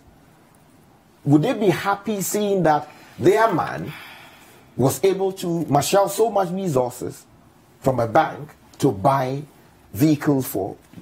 I mean, whichever way you look at it, something doesn't seem right with it. And I think seriously it was a bad call. Okay. Now, Lawyer Poku, I don't want us to on this point. Yes. Let's not confuse what the state should do with what Freddie Blee as an individual is doing. We may find something wrong. We may agree or disagree. But when we try to equate it to the provision of ambulances, for instance, it creates the impression as if it is state resources which has been used by Freddie Blee to acquire these buses. No, I'm not saying that. We stand the risk of creating that confusion in people's minds. I've heard that argument made on several platforms. That he could have used the money to do buy this. that is the responsibility of the state. If he as an individual chooses to do that, buy ambulances for every constituency, that is a choice. Because bear in mind, for the buses, whatever we find right or wrong with it, it's a commercial venture which is supposed to pay for itself. If you buy ambulances from such resources, I don't think, first of all, the bank will advance you the money knowing that you are not going to get it back. It's not even a hearse where people will hire commercially. And this is a country where we refer to hearses as ambulances. So let's not be surprised. I take on board your caution, but I've not said that. No. I'm not what I'm insisting on is that, look, the MPP came to power on a certain, argument it made to the people that we want to better your lot as a people. Now, if you come into office and what you do as a public officer, first of all, and also as an MPP officer, to the ordinary Ghanaian watching you, his needs have not been met. His needs have not been met. Yet we are told that an individual in the capacity of a national chair, acting, of course, public officer by reason of his occupation of the office of board chair of GNPC, is able to marshal so much money to What are the needs of the constituencies? I believe that's why the vehicles were even purchased. You see, that is where, people get it wrong. Must everything in this country be about political parties? Is that the best judgment or call to make in order to fix the problems of the MPP as a political party? You see, when you look at it, there's something that doesn't sound politically right about it, beyond the legal issues that we have raised. It doesn't make sense to me. Okay. Now, quickly, Lawyer, what Freddie Blee did was on a party level, but on a national level, we have some presidents who will not do much their first 2 to 3 years, and then the year of elections start addressing some developmental issues as a way of perhaps we will think that they've done enough and we will vote for them. How different is that from what we experience on a national level, where we start seeing things that our presidents should have done 2 years ago? They are doing it now and they are rushing through it because it's election season. See, this is all part of vote buying, which you're looking at, except that at the presidential level, it is state resources that are being used to whatever projects that you are talking about. No, but there's a serious underlying, probably structural issue which, as a country, we need to address. We have a 4-year presidential term. Our elections are extremely competitive, so a lot of time is spent campaigning, both for primary and then the national election, or even if it's parliamentary at the constituency level. Do we have the structures in place such that that 4-year cycle is the best? I remember President Kufuor at a point raised this issue and said he thinks that the presidential term, for instance, should be extended to 6 years or 5 or 6 years, because of these issues. So maybe it is time to sit back and look at the structure that we have. Is a 4-year presidential term sufficient? Looking at the structures that we have, so that if I go into campaign, I've spent money, I come into office, I have to look at who to appoint to which position. That alone can take up to about a year. We sit down, what programs did we bring? What does our manifesto say? What plans do we have to support those things? How do we raise the budget, the financing to do those things? By what time maybe 2 years would have gone. I'm sorry, but isn't the problem with the process and not the 4 years? That's right. Because it shouldn't take you 2 years to do that. Why shouldn't it take you 2 years? Do we have the structures? That's what I'm talking about, the structure. Do we have a structure to support a person winning an election and then within 6 months having his government up and running, plans, everything in place? Do we have that structure? If we don't, should we run the 4-year term, or should we extend it, or should we find a way to build the structure? And it's partly also because I think we don't have as good a public and civil service support system that we should have. That's why I think we have all these special assistants and all those things, because the politicians come in and for some reason they don't trust the public and civil service structure that they have met. So sometimes they try to dismantle as much of it as they can, or if they don't, they just superimpose another structure on it. And all this will take time and it's cost. So yes, it's getting close to election. If you realize that you have not done a lot by way of physical infrastructure, and Ghanaians want to see physical infrastructure, not just talk about micro and macroeconomics. They might feel it in their pocket. If you set the economy well, people might feel comfortable. Their money may go a bit longer than it used to, but they still want to see a bridge, a school, a road, a hospital, to say that you did something. Otherwise, if you come and tell us after 4 years that I've stabilized the dollar, the economy is good now, if you get your salary at the end of the month, it can take you further than before, and I haven't seen a school or a road or a hospital, most people will say you've done nothing. It's also part of our mentality. But how are we seriously developing this nation with such a bandage solution? Are we serious about developing this country? I don't see any short-term solution to it. It is partly, it can partly be cured through education. But education here includes even school. Going to school and understanding issues better. Appreciating the arguments on all sides. All sides. The NPP, NDC, the minor political parties, the civil society groups, all sides. And how things should run. It's not going to be an easy fix. There's no easy fix for this as I see it. I want to read a few messages, just one or two. Evans Gato says, when Freddie Blay has done, or what Freddie Blay has done is a blatant slap in the face of our democracy, absolutely unjustifiable. Our political system doesn't reward competence and passion anymore. We simply worship money. Samichum Ando says, this hypocrisy must give way to a focused discussion on addressing the root causes. We are conveniently condemning Freddie Blay today, but we were all here when the First Lady was distributing outboard motors and aluminium basins to people in the heat of an election campaign. So that's his take on that. Anyway, beyond that, since we have you here as a lawyer, I want to look at issues of petitions and arguments. For instance, what constitutes a good petition? Can a petition be incompetent simply because the petition was probably not signed, for instance, or not dated? Does that simply make a petition incompetent? First of all, I'll say I will not give you a direct answer. I will not comment directly. What on any petition, generally, what constitutes a competent petition, I will not talk about. Except to say that the Chief Justice, in a decision involving a judge who was being removed from office, had cause to say that the framers of our Constitution have indicated the manner in which a Superior Court judge can be removed. But beyond that, we don't have any legislation giving us the steps for that removal process to be done. the petition goes to the president, who then forwards it to the CJ. The CJ will make a prima facie determination whether or not there's something to be investigated. If the CJ decides there's something to be investigated, then a committee is set up to conduct the investigation. But how should that process be regulated? There is no hard and fast rule. There are no laws.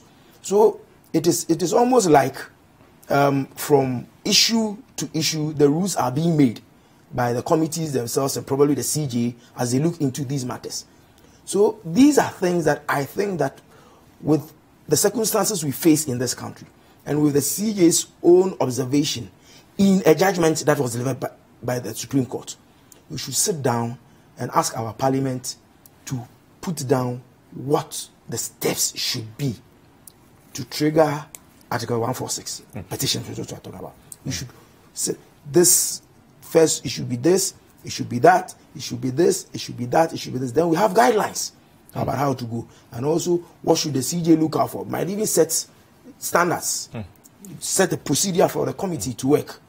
Maybe even the duration, the time period during which the committee should work and submit its findings to the CJ for onward transmission to the president. But do you think the Constitution has left room for this to be done? As in, does the Constitution say, for instance, that the CJ even has the power to make these rules and guidelines under Article 146? The Constitution hasn't spoken about rules and guidelines. So will these rules and guidelines made by the CJ then not subsequently be held inconsistent with Article 146 itself? I don't understand which rules made by the CJ decides to make rules and guidelines. I haven't said the CJ should make rules. Parliament. Even Parliament. Even if it requires an amendment to the Constitution to say that rules should be made, there's a referendum upcoming.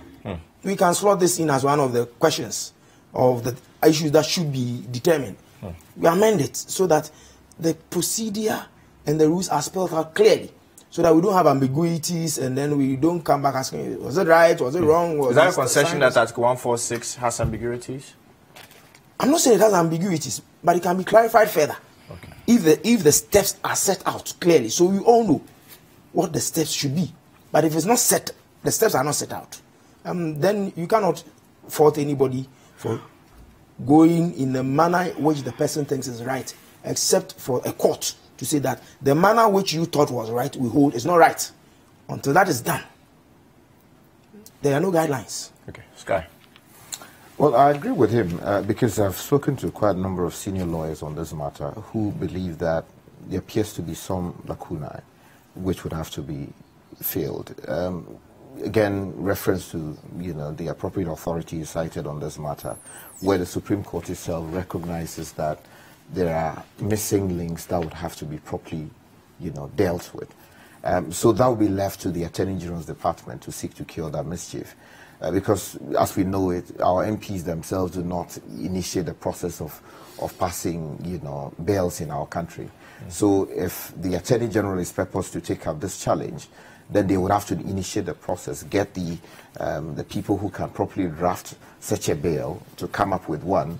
It will be seriously dissected, and eventually, if it qualifies, it will be put before Cabinet, the decision is made, and it will be laid before Parliament, and Parliament will take the appropriate steps. I mean, if it is not an entirely new bill in itself, we can also seek to look at the various acts that regulate the various institutions that come under the Article 70 of the Constitution. So you have SHRAJ in there.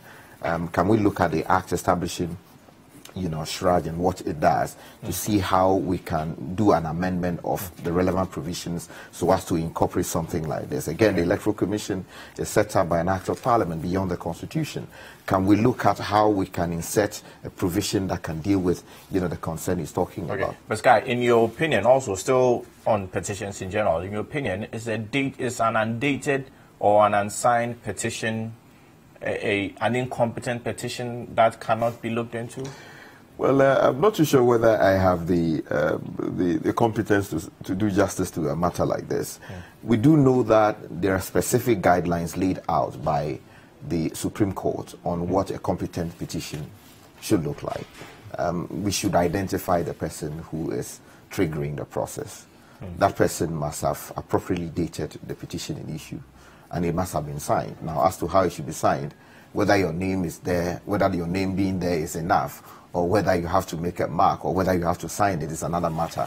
That's a clarification that perhaps maybe the Supreme Court would have to provide. But you see, it is for good reasons that you would have to do things like this, because you don't want a situation where the president sits in his office and decides that, okay, I'm writing an anonymous petition and I'm forwarding same to the Chief Justice in order to get her or him to act upon it.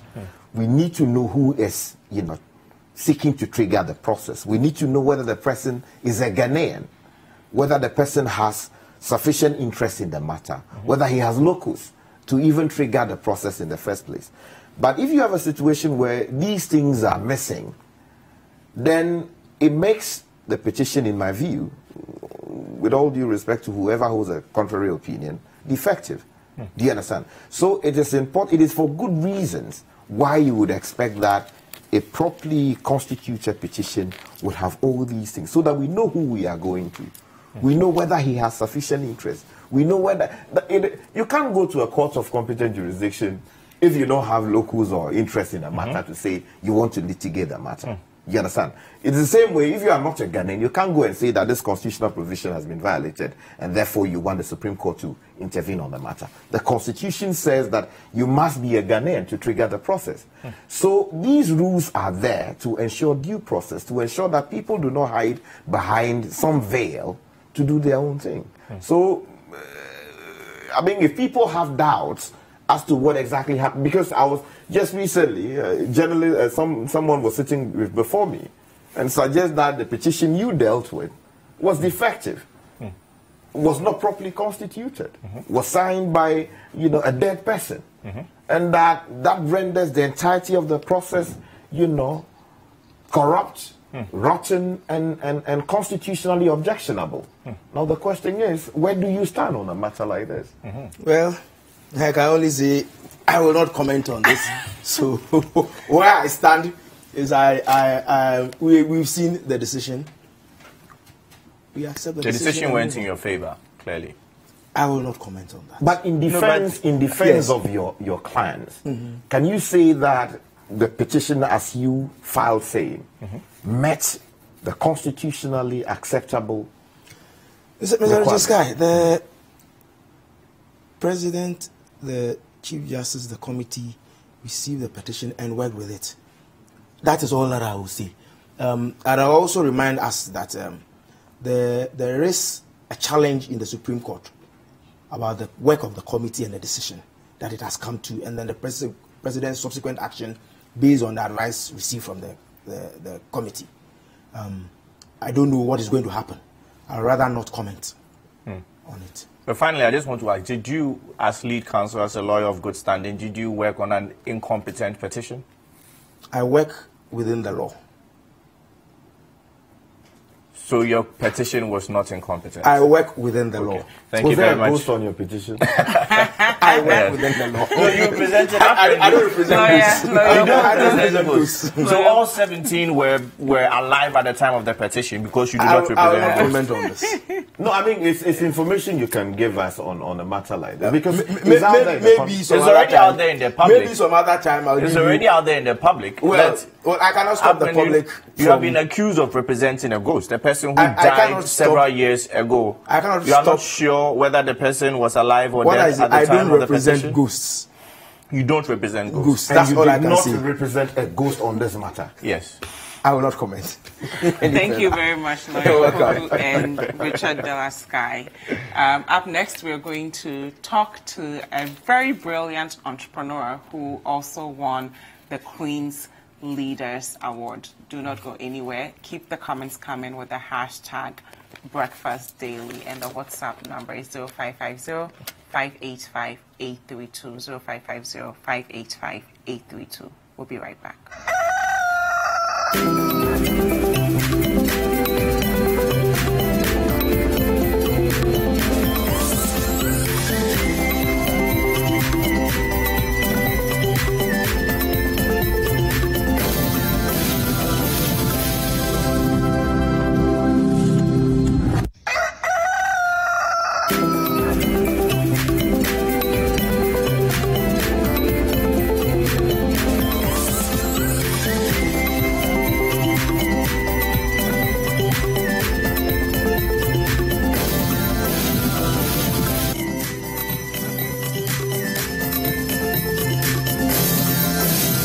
Good morning, Ghana. Good morning, world. You're in tune to the Breakfast Daily on City TV. Stonebwoy SSO. Keep it locked. Don't log off. Beep.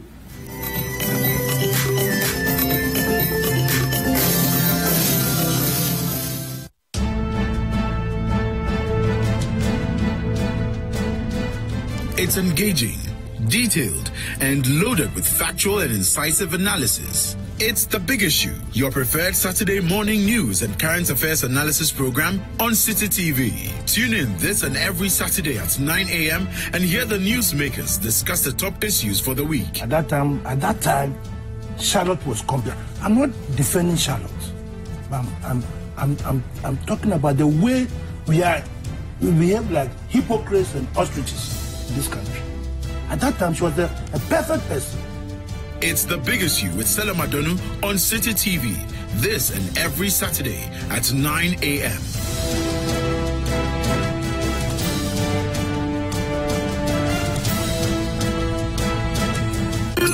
Spend 30 minutes every weekday catching up with all the trending social media conversations of the day. If you tweet it, we'll read it. We might just even Skype you. 30 minutes is all it takes, so use the hashtag 30minutes on social media to catch our attention. Join the most interactive social media TV show weekdays at 5 p.m. only on City TV.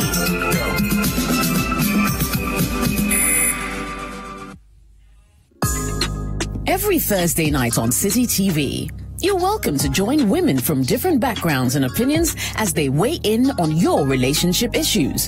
Watch Sister Sister as the ladies get real with issues about love, marriage, betrayal, sex, dating, trust, finances, and more. Sometimes some of the guys are like, oh no, they want to wait before they get married. So there are little questions. Oh, I'm saying, hold on, ladies. What if she does or they kiss and all of that? And still nothing. That's it. If he really wants you like that. You see, that's it. So it's like, oh. Join Jessica and her sisters for City TV's all-women talk show, Sister Sister, every Thursday at 7 p.m. Also, live on 97.3 City FM.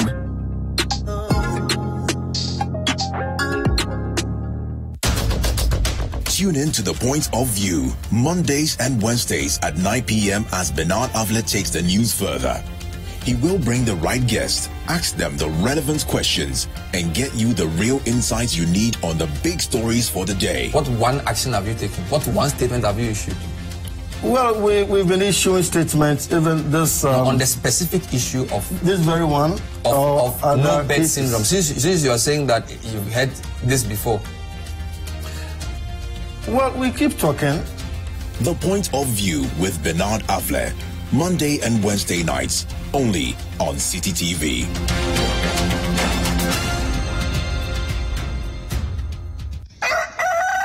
Jealousy go shame against the bad boy. Jealousy go shame. Whoa.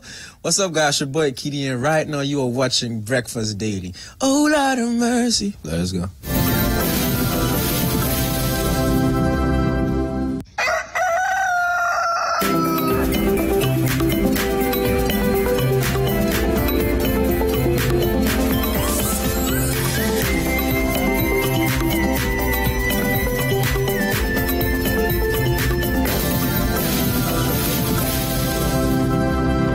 Welcome back. This is Breakfast Daily. Thank you so much for spending your Friday morning with us. It's raining a little bit though, but we're still excited to end the week well. Now, I'm here with Derek Omari, who is a recipient of the Queen's Young Leaders Award, and also you won the presidential award at Ashesi University. Congratulations. Thank you. How does it feel to...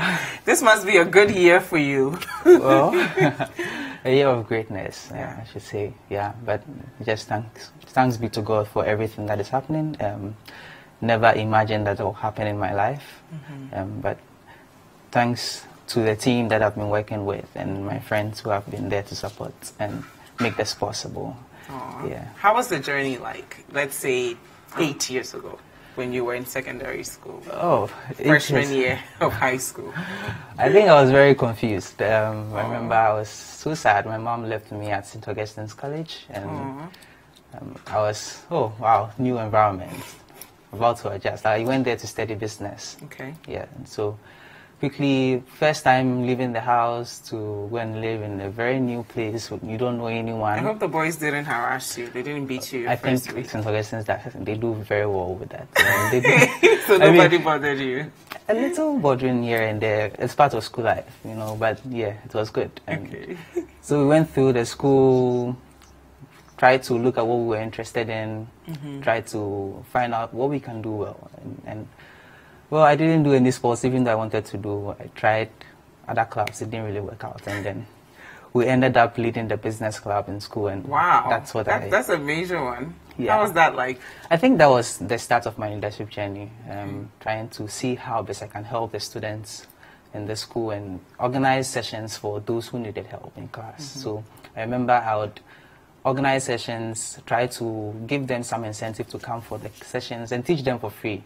Teach them for free? Yeah, in school, and that was a business club. That's admirable. Yeah, so you're in business, you're studying business, everything is about profit, but you're still thinking impact over profits, even at that age? Yeah, I think at that point, we wanted people to come for the club meetings. We also realized that people were able to learn with their peers. Yeah. So we teach them or get some students from the higher classes to teach them. You know, some of the courses probably won't understand. So that's where it started from. How do you sort of like help everybody to grow? And that's so where the each motivation. one teach one model. Exactly. Now take me to your senior year. You're thinking about schools to go to, perhaps how to fund them. You're studying. Why Ashesi? Why did you land on Ashesi? I never thought about going to Ashesi. You're kidding? Yeah.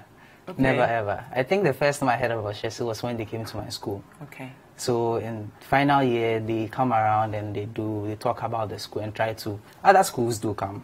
And then I remember when they came, a friend of mine was like, oh, Ashesi is here, let's go and see what they have to tell us, like the other schools do. And normally when I hear private university, I don't want to go close. Why? Because, I mean, I definitely cannot pay. And so it's something I won't even think about. But my friend insisted that we go. And we went there, we listened to them do the presentation. Really beautiful school, interesting videos, wow. New place, never thought about that something like this would happen in Ghana. Yeah. And so when he went there, I just asked the question that, okay, so your scholarship doesn't mean that you have to pay after school? Yeah. And then it was answered really well. And then they gave me a free application form for the question I asked. Wow. So I didn't buy the application form, right? And so it was as if they had given you the chance to come to the school, not because you made a decision. And then because I was the president of the business club, my patron hosted at Ashesi University. Wow. And so they left 5 scholarship forms with him. And I was the one directly connected to the students, so I was the one to distribute the scholarship. You're forms. kidding. Yeah. So you're like, listen. Okay. Let me take You know? Let me just take one and let's see what happens. No, but I like that. So you were so involved in school that you were able to see all these things. So it's not just academia, but also the social bit of school. Wow. Yeah. Okay, so now you apply to Ashesi. Yeah. Were you afraid that you might not get the scholarship? And also tell me about your mom. Yeah. Right, because I saw that you posted on Facebook that she went to receive the award on your behalf. Yeah. How important has she been in this story? Well, I think my mom has been a tower of prayer. And my mom, I don't live with my mom. I live with another mom who has been so good to me. So I happened to leave my mom at a very early age because we had a few issues with being able to finance my education, without sleep and all that. It was very difficult getting a place to sleep at some point. And my mom, who I live with now, came in and helped me and actually taught me to speak English. The first time I saw the computer was in her house. And how old were you? I was about 12 years. What age were you when you learned to speak English? So I had been going to school, but really, we're living in Nungwa and never really spoke English. No offense to Nungwa. No, I mean, yeah. Yeah, but the guy and the tree and the area boys and all that. But when I moved from Nungwa to Sakumono, that was when everything changed. And every morning, you are encouraged to read the newspaper. And I remembered, like, my dad, who I live with now, would come, not my real dad. This is your other dad, yes. Yes, will come and give us newspaper and tell us to type everything we see on the laptop, and that was how everything started. And so, by my mom, the person I posted on. You just say Mom A and Mom B, B, Mom yeah, 1 and Mom 2. Yeah. So your real mom is Mom 1. Yeah. And then so the one that's supporting you is Mom 2. Yeah, exactly. You have that 1 and that 2. Yeah. So let's talk about Mom 1 Yeah, now. Mom 1 is someone who will always be praying for you, and even though things are difficult, just knows that everything is going to be right. And someone you can talk to anytime, like you are facing challenges and all that. But the role she really played in my life was that support system.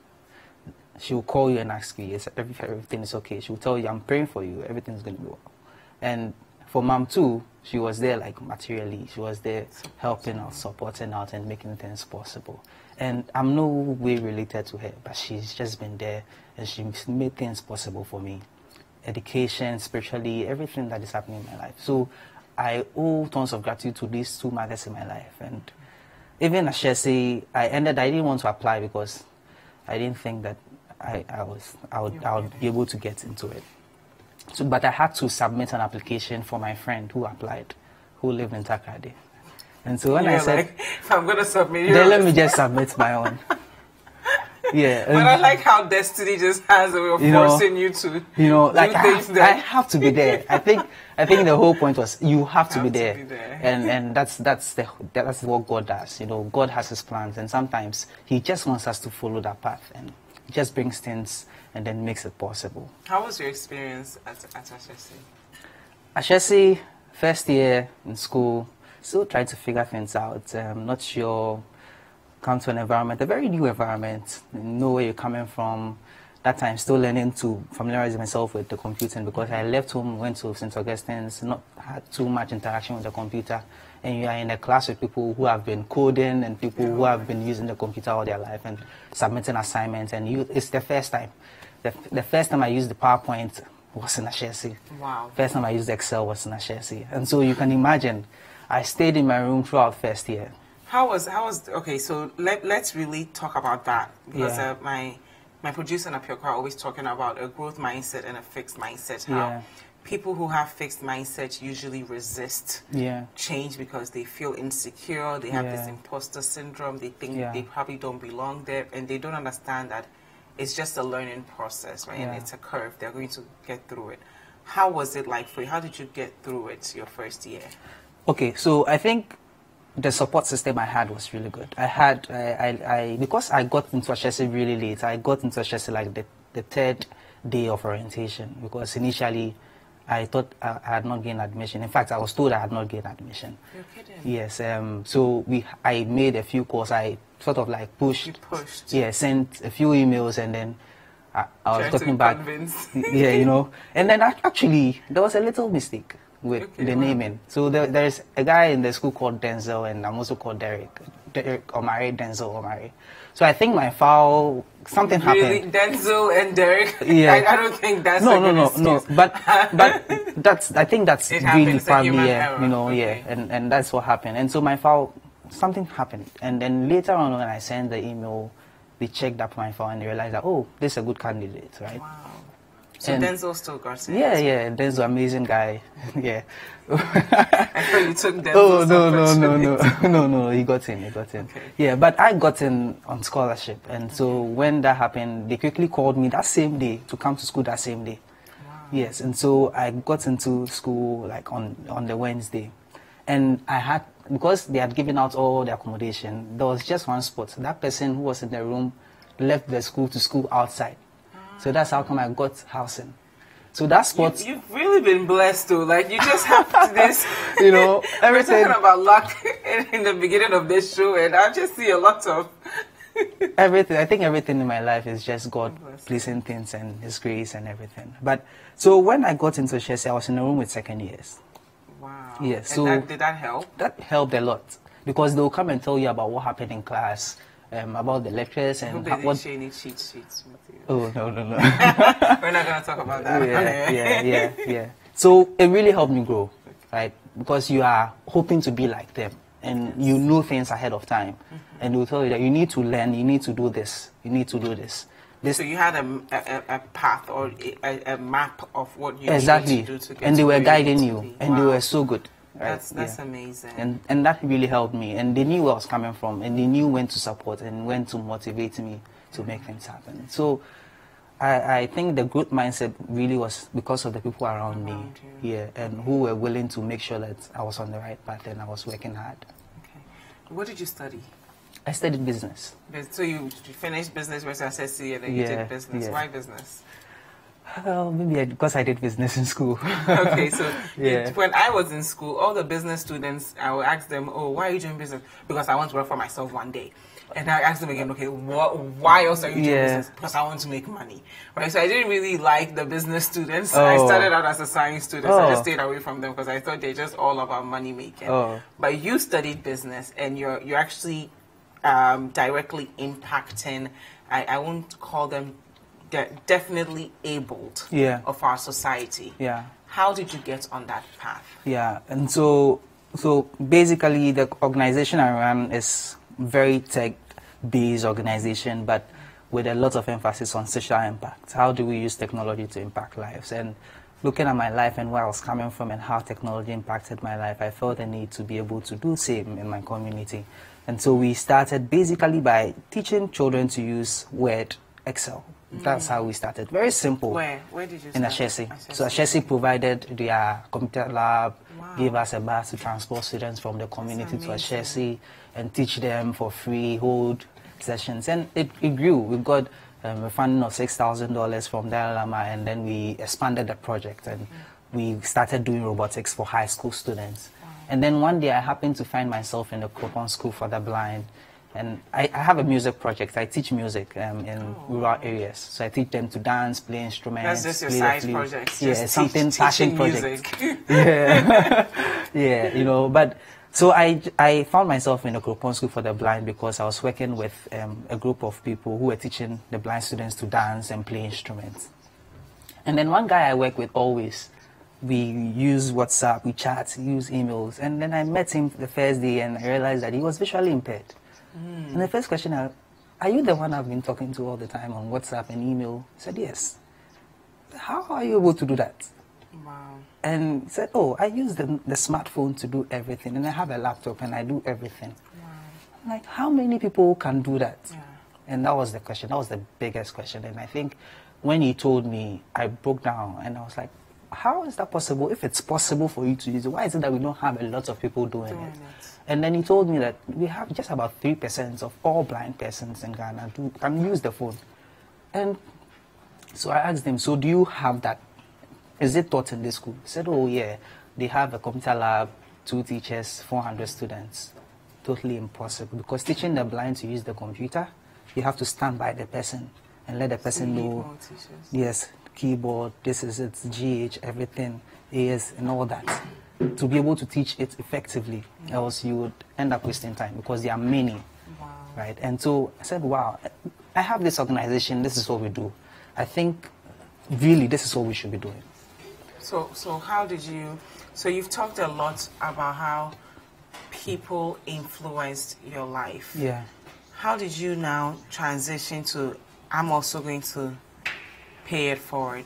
Yeah, I think it took a time. It took a little bit of time to be able to digest and understand the impact and what it means. Because if you think about it, the visually impaired person cannot connect with their friends and families over Braille. It's totally impossible.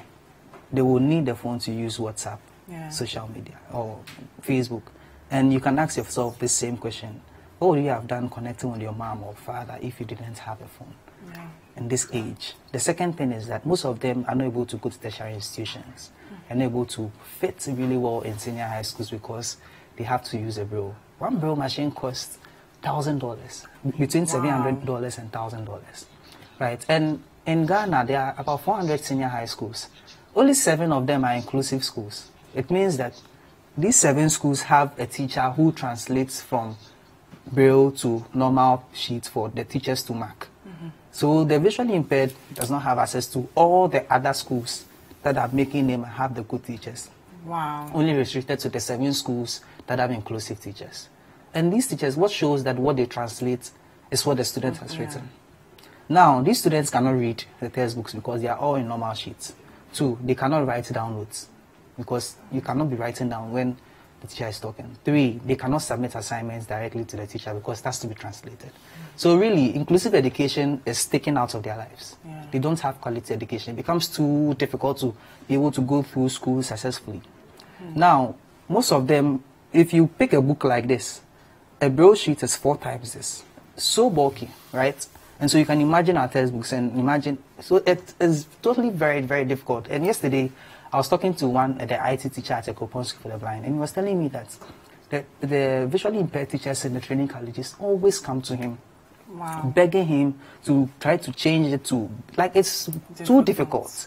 And it's very, very difficult for them to have the chance to afford quality education and have the chance to be educated. And so the few visually impaired persons who have made it are people in media, because in high school they don't do science, they don't do maths because they can't learn it. Speaking of science and math, we're going to talk about that and how it ties into the work that you're doing. Right? Because I know that at HSC is predominantly liberal arts. But did you watch the science and math quiz yesterday? Yesterday. Or were you there? No, I wasn't there, unfortunately. My school was not there, and I was out of town. Petty. But yeah, I follow. What school were you hoping will win? And don't say St. Peter's because they won. No, my brother went to St. Peter's, and so really, I did. My brother went to St. Peter's, and so I have no option to support them, and I was so proud of them. What did you think of their performance? I think all the schools were good. I was really impressed with WAS. I never expected that they would get that far. Because they were probably new school. I think at this school, boys were making too much noise. They were brilliant, though. But their I think old Peters boys were generally, you guys hate on a disco. No. They do, because when they won, they weren't even celebrating themselves. They were doing Akutia songs, disco. No. It's because, why? No, it's because the disco boys were talking too much. No. On Twitter, they were talking. They were just making a lot of noise, right? Even before the event started, they thought they had won. Right. So it was a perfect time to laugh in their faces. Exactly. Now I have a surprise for our viewers and you. We have the winners in our studio. Oh, wow. Talking about your story and how high school really was a turning point for you. It's where you participated in leadership activities, where you embarked on all these accidental blessings, right? Going with your friend, you find out about HSC, you get the scholarship forms, and you're like, listen, let me look out for myself. So we're going to hear a bit about their story, and especially since you're also working in the technology space, a lot of these young students might be interested in where you are right now. So it's not only about winning championships, but also the impact that you're going to have and how they will apply technology to the country. So once we finish talking to them, we'll tie all of that in. So do not go anywhere, guys. The winners of the National Math and Science Quiz are in our studios, and they'll be talking to Spikey. We want to know how they prepped for it and who helped them get here. Because I think we are always, one thing you haven't done is make this conversation about you. You focus on the environment and the people who helped you get here. So we'll learn a bit more. So Wilberforce, are you ready? Yes, I'm ready and I'm excited. You know, I'm surrounded by champions. I'm looking at, you know, 2 young individuals by me right now, and I'm feeling like this is me. This is me back then. This is me like 20 years ago or so. You know, I'm very, very excited. And by champions, I mean science champions, math champion. And science even has 3 subjects mainly, usually. Biology, chemistry, physics. That's when I was there. And I'm very excited. Surrounded by champions. National Science and Maths Quiz winners for 2018. St. Peter's. Congratulations. Woo! I can't show my hand that long, so take like that. But like, really, you guys are amazing. Wait, St. Peter, what's the thing under the St. Peter's school crest? In Kwetiakwe. Yes. They're so quiet, eh? Yeah. Okay, so I've been joined by Benjamin Fenny and Kisi Anokweku. These are, yesterday, if you watched yesterday's competition, these are the two gentlemen who stood for their school. They stood proudly for their school. They answered as many questions as they could. Jifa taught science at the tertiary level. Jifa was trying to keep up, but she was lost. She was lost. These kids were just amazing. They were just doing so well. They were just doing so well. And I can't say enough how proud I am of you. And I've also been joined by Stephen Yankee. He's the production supervisor for the National Science and Maths Quiz. Okay, Stephen, welcome to the Breakfast Show, Breakfast Daily. And also, welcome to the Breakfast Daily as well. Thank you so much for joining us here in the studio. Yesterday, so I was sitting here, Jifa was sitting here, and everyone was saying, oh, Wales will win, Wales will win. We had two members of parliament, we were all saying Wales will win. And I'm like, you know what, St. Peter's. I'm going for St. Peter's. St. Peter's will win this competition. And everybody laughed at me. But look in the camera and laugh at them back. Yeah, laugh at them back. So we won. So, how was the competition like for you? I'll start with you. How was the competition like for you? Did you ever think you'd win? From day one of the competition, did you ever think you'd win the ultimate prize? We had hopes of winning. So you had hopes of winning. So we're working hard towards our goal of winning the National Science and Maths Quiz. Can you speak louder, please? They were working hard towards our goal of winning the National Science and Maths Quiz, because that's what everybody wants. So it depends on your hard work and your determination. I think that will let you reach that far. You still have to speak louder, because I'm going to worry you to speak louder, because they seem like the quiet type. You seem like the people in school I used to bully. You know, I'm serious. But you seem like the really quiet type, so I'm going to force you out of your shell. Okay, this is not. You know what? Fine. I have some questions here. I want to know if you're going to be able to answer these questions. I'm just going to do this on the spot. I'm really going to do it. Okay. So in physics, what is the name given to the study of motion? Kinematics. Correct. Okay, so we'll do this together. Okay, I'll let you do this. Let's see. You take question 2. Question 2. Which gas has the smell of rotten eggs? Hydrogen sulfide. Say it loud. Hydrogen sulfide. Correct. Correct. Okay. Let's look for. I'm going to look for a difficult one. What is the name of? No, this is too easy. What's the name of the smallest portion of an element? Even you can't do this one. Let's go for another one. Okay. Is glass liquid or solid? It's liquid. Wait, let me check the answer. Wait, what question is that? 7. Oh, yes. Sometimes, things have changed. Since the new government came, things have changed. I have to confirm.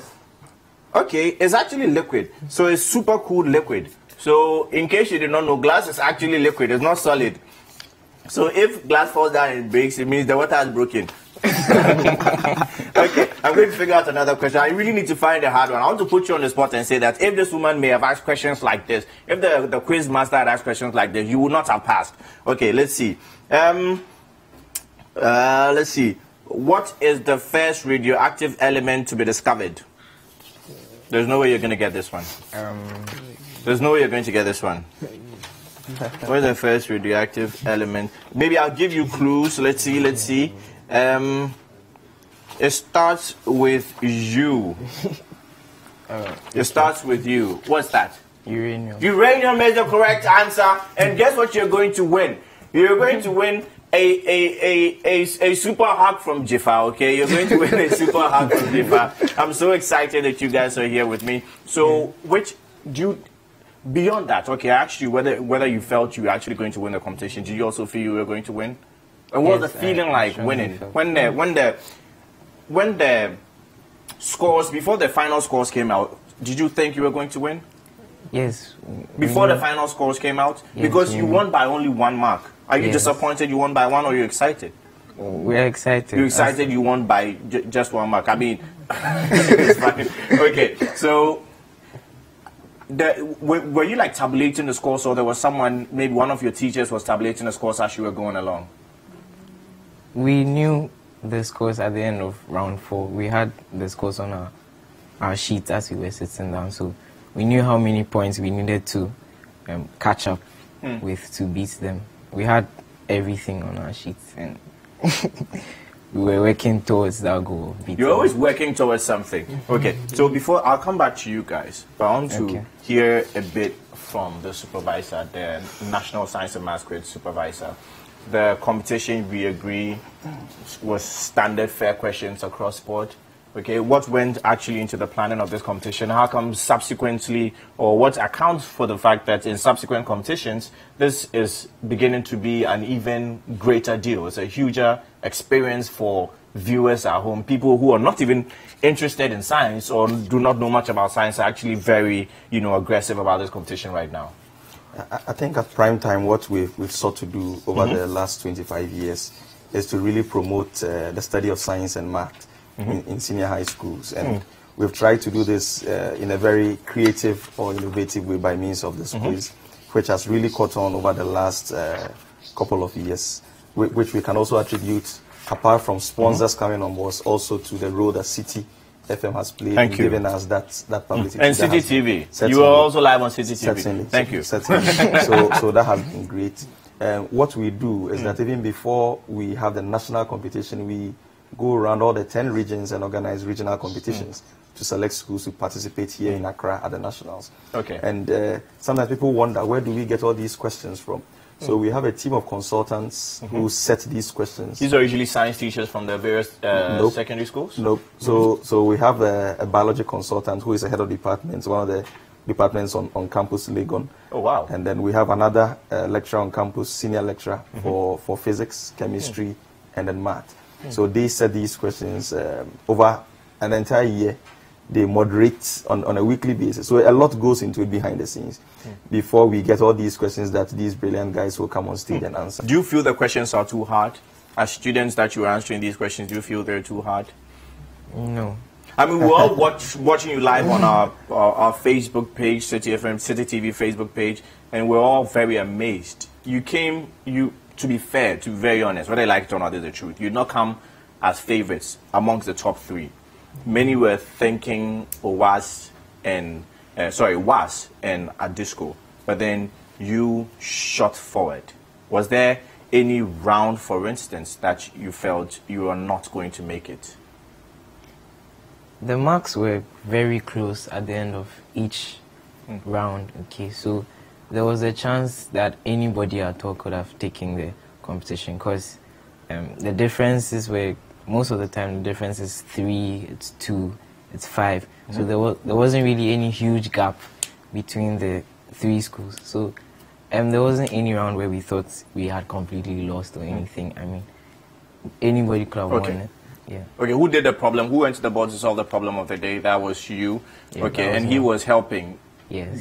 So what would you think about the problem of the day as you were answering that question? You remember that time, right? Yes. I think we went straight to the point too much. Yes. And we should have, come back a little bit, because the first answer she gave to the problem, she was like, read the question and understand it very well. That didn't come to our mind at all. We didn't know that would be an answer for a question like that. I mean, come on. So we were very surprised when she read the answer. And then the final answer... What was the summary of the question and what was the answer? The question was to describe how to solve a word problem. Yeah, so we went straight to do this, do that. But we had to sit back and think about the whole thing before we actually started, and we didn't do that, and that cost us some marks. But okay. And you yourself, did you feel the questions were too hard? Generally, because according to the supervisor, the questions were set by university lecturers, heads of departments. Did you feel, as a secondary school student, do you feel the questions were too hard? Not really. Then why didn't you answer all of them? I think some questions were just set for all 3 contestants to not answer. Thank you very much, guys, for coming. And beyond the prize packages, I mean, you got lots of prizes, I believe. Yeah. A lot of money, eh? Yeah. They're smiling to the bank. They're smiling to the bank. Okay. Beyond the prizes that you got, is there anything else that you feel has been rewarding to you? And I'll take that, and also you should add your final comments to the millions of Ghanaians who are actually watching you at this point, and your parents as well, of course. I think that our hard work has been rewarded, our sacrifice has been rewarded. We've taken a lot of time to actually prepare for this. I mean, it was very rough in the beginning. In the beginning, we didn't think we'll come this far because of how our preparations were going and so on. But I believe the grace of God was there for us, and we have come to this far because of how much time we've taken off, the discipline, and the help we've received from the whole St. Peter's team. Yes, I mean, it's a team of 10 people, and one of the old boys, the doctor, also took some time off to come and help us, and he has been of so much support. He has been so helpful. I don't think we would have come this far if he hadn't come along. I mean, okay. That speaks to good alumni, old students. Now, finally, you. Final comment. I said everything. Yeah, said this one is big and quiet. Like he hardly speaks. All you do is read signs. Oh, no, really. Okay. Well, thank you very much. Stephen Yankee is the production supervisor for the National Science and Maths Quiz, and of course we have Benjamin Fenny and also Kisi Ano Kweku. These are students of St. Peter's, and they stood for their school, and more or less they stood for the nation to say that, you know what, we are brilliant. Thank you so much for joining us on Breakfast Daily. Jiva. Wilberforce, that was one insightful interview. Derek, what do you think of our winners? Well, I think they are reserved and very smart. Yeah, and for me, science was something I didn't really like. And so I appreciate these guys who are all always learning and always trying to be up there. And we need people like this, people who can think on their feet, people who can answer questions to some of the problems we have. I think science and technology is the way. And speaking of answering questions to the problems we have and technology being the way, we've talked a bit about you. Now we're going to talk about Tech Era. Right? It's a social impact business that aims to make technology a local language in Africa, and you hope to do that through working with the disabled, right? People who are visually impaired, and people who are just struggling and don't have access to it. Now, I did a little bit of search about you, and it says that your friends or anyone in school will describe you as service to the under-resourced. How did you earn this name? Wow, that's a deep question. But yeah, I think that really what I did in school was to be able to get people to think about others, because I was once in their position, and I knew how it felt to be there. So how do you sort of mobilize people? Because you can't really do the work alone. So how do you mobilize people to think about others? Because realize that if you don't create a world that works for some people, then it's not going to work for us all, right? And so it was a real question of trying to get people to see what people are going through, let people understand what the visually impaired is going through, what the hearing impaired is going through, what people in rural areas they are going through. Why them specifically? Why the visual impaired? Why the hearing impaired? Why those who are underprivileged? Because I think they are the ones who need technology the most. Okay. For us, technology will make things easy, but for them it will make things possible. For us, we can be able to read without the phone, but for them, they will not be able to read without the phone. It makes things possible. You think about yourself, you go to the supermarket, you pick up things on the shelves and you're fine. How is the visually impaired going to get that? But with technology, he can just sit at home and then order things online. And so if you think about it, I feel like the real need, we've forgotten about that. The people who need it most, we've forgotten about that. And then we are just lavishing ourselves with all these extra things that we go for, instead of focusing on how do we make the world work for them. Because, when you think about disability, you realize that we are all prone to disability. We all grow. It happens to any of us. We are all growing. Aging is inevitable. Issues about blindness, issues about just falling down somewhere can happen to any of us. But we are quick to forget about them. And it's not their fault. And so why don't you focus on them? And if it's possible to create a better world for them, why don't you do that? Yeah, and so I think that's said that better. What's the way forward for your organization? Yeah, so I think the way forward is to be able to hammer on this. We realize that it's a big problem we are trying to solve. In fact, the first cases, a lot of Ghanaians don't even know that it's possible for the visually impaired to use a smartphone or the laptop. They ask how, right? And you think about our working spaces, how many hearing impaired persons work here, or how many hearing impaired persons work elsewhere. And if they come here, how many people can even talk to them? Yeah, and so what we are trying to do is to create a space or a working space for them where all they do is to code. They do app development, web development, and they also build solutions for organizations, right? Wow. And graphic designing, because we want them to be able to contribute to the GDP of the economy. We want them to be able to solve problems that we are facing. Who knows, the HIV cure might come from a hearing impaired person. Definitely. And we have neglected the person sitting somewhere not doing anything. But these guys are smart. If they cannot speak for us to hear, they can speak through the laptop. And it's going to solve a lot of problems in our communities. How can we help you? So if somebody's watching at home and is inspired by your story and what you're doing, how can they help? Are you doing a drive for machinery, resources? Yeah. So we need resources, we need funds, we need, so what we are trying to do is to teach private schools robotics. You know, everybody wants you to give something before they give you something. Yes. So we are teaching robotics in private schools, so they pay us. But that is not enough. We need donors to come on board. We need people to help spread this word. We are starting a campaign, which is the Braille to Computers campaign, to say that Braille is not helping visually impaired persons. Let's move to computers. We need people in government positions who are ready to make this happen, so that we can Braille change. to Computers campaign. Yeah. Can you give us a website, an email, and a number we can reach you on? So you can reach me on 027-3469-278. 027-3469-278. And you can also reach us on our website, techera-gh.org, techera-gh.org, or info@techera-gh.org on email. Derek Omari. Thank you so much. Now, Thank you in so just much. 10 seconds, tell me how your experience as a recipient of the Queen's Young Leadership Award was. I think the experience was just something I never dreamt of. It was a dream come true to be awarded by the Queen of England and to stand in front of her and her ask you questions and answer them. It was really nice meeting David Beckham, His Royal Highness Harry, Meghan, and everybody in the room was just amazing. Just made me realize that hard work pays, and you need to be able to stand up for those who can't stand up for themselves and raise them up. And Well, it's an honor for me to be in your presence, Derek. Thank you so much. Thank you too. You've heard him. You can reach Derek directly. He's giving you his email, his number, and his website. Let us help him help more people. Okay, it is possible, and we are going to get it done. Breakfast Daily continues. Do not go anywhere.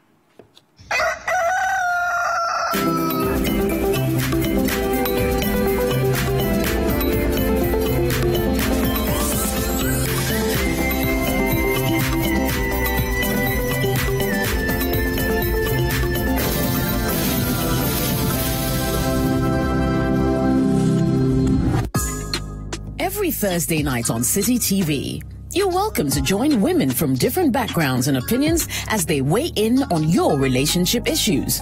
Watch Sister Sister as the ladies get real with issues about love, marriage, betrayal, sex, dating, trust, finances, and more. Sometimes some of the guys are like, oh no, they want to wait before they get married. So there are little response. Oh, I'm saying, hold on, lady. What if she does, or they kiss and all of that, and still nothing? That's it. If he really wants you like that, you see, so it's like, oh. Join Jessica and her sisters for City TV's all-women talk show, Sister Sister, every Thursday at 7 p.m. Also, live on 97.3 City FM.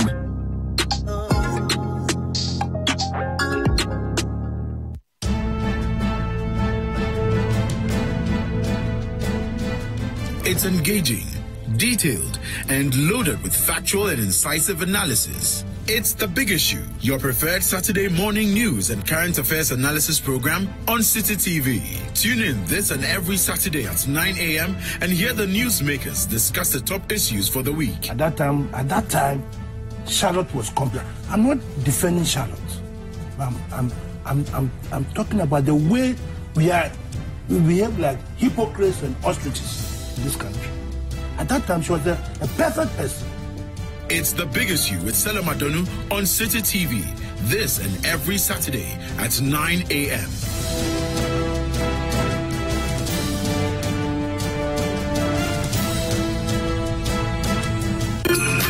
spend 30 minutes every weekday catching up with all the trending social media conversations of the day.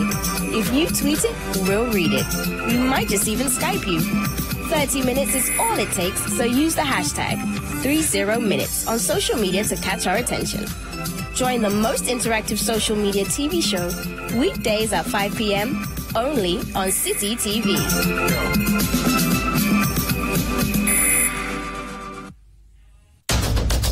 Tune in to The Point of View, Mondays and Wednesdays at 9 p.m. as Bernard Avlet takes the news further. He will bring the right guests, ask them the relevant questions, and get you the real insights you need on the big stories for the day. What one action have you taken? What one statement have you issued? Well, we've been issuing statements, even this... on the specific issue of... This very one. Of no bed syndrome. Since you are saying that you've had this before. Well, we keep talking. The Point of View with Bernard Avlet, Monday and Wednesday nights, only on City TV.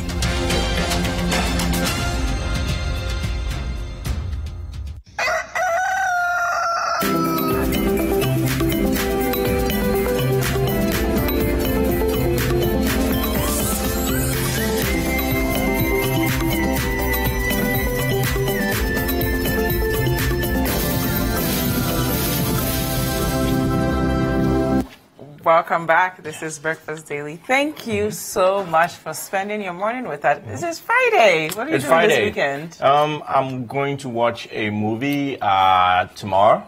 Which movie? I'm not sure yet. We just go to the movies. Myself and a friend. We'll go and watch You look so suspicious, but it's okay. I'll be creeping. We'll I'll be stalking you. So I'll give you guys the gist. So what's happening is that the young men from St. Peter's are waiting outside because I said Jifa will give them a hug, so they don't want to go without letting me know. And I must say that Wilberforce was joking about them looking like people who used to bully. He was actually a very sweet person and supportive student all throughout high school, even though you like to make yourself look like you were a gangster. Anyway, so thank you all so much for joining us. I don't know what you want to do this particular weekend, but whatever it is you want to do, let me know. I might just pop by. You know, we might just pop by. No, you might just pop by. Okay, I might just pop by. I will be sleeping.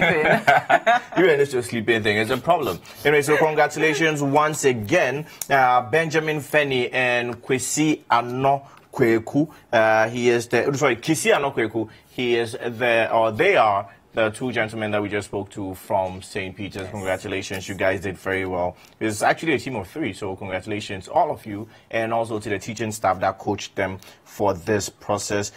Quick happy birthday going out to Magdalene Williams of our events department right here Magdalene, at City. We love you so much.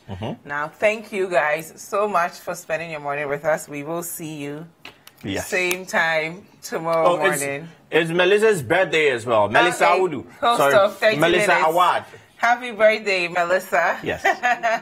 Melissa and Magdalene, we wish you the best. We love you. We love you so much. A lot of fun. Melissa is a buffaloed addict. Melissa, happy birthday to you. You know we love you from the bottom of our hearts. So it's still Breakfast Daily. I was trying to get a few birthdays, but I think, you know, those were fine for now. Thank you so much. We've been your lovely host, Jifa Ekia Ametam. And Isaac Wilberforce Mensah. Have a happy weekend.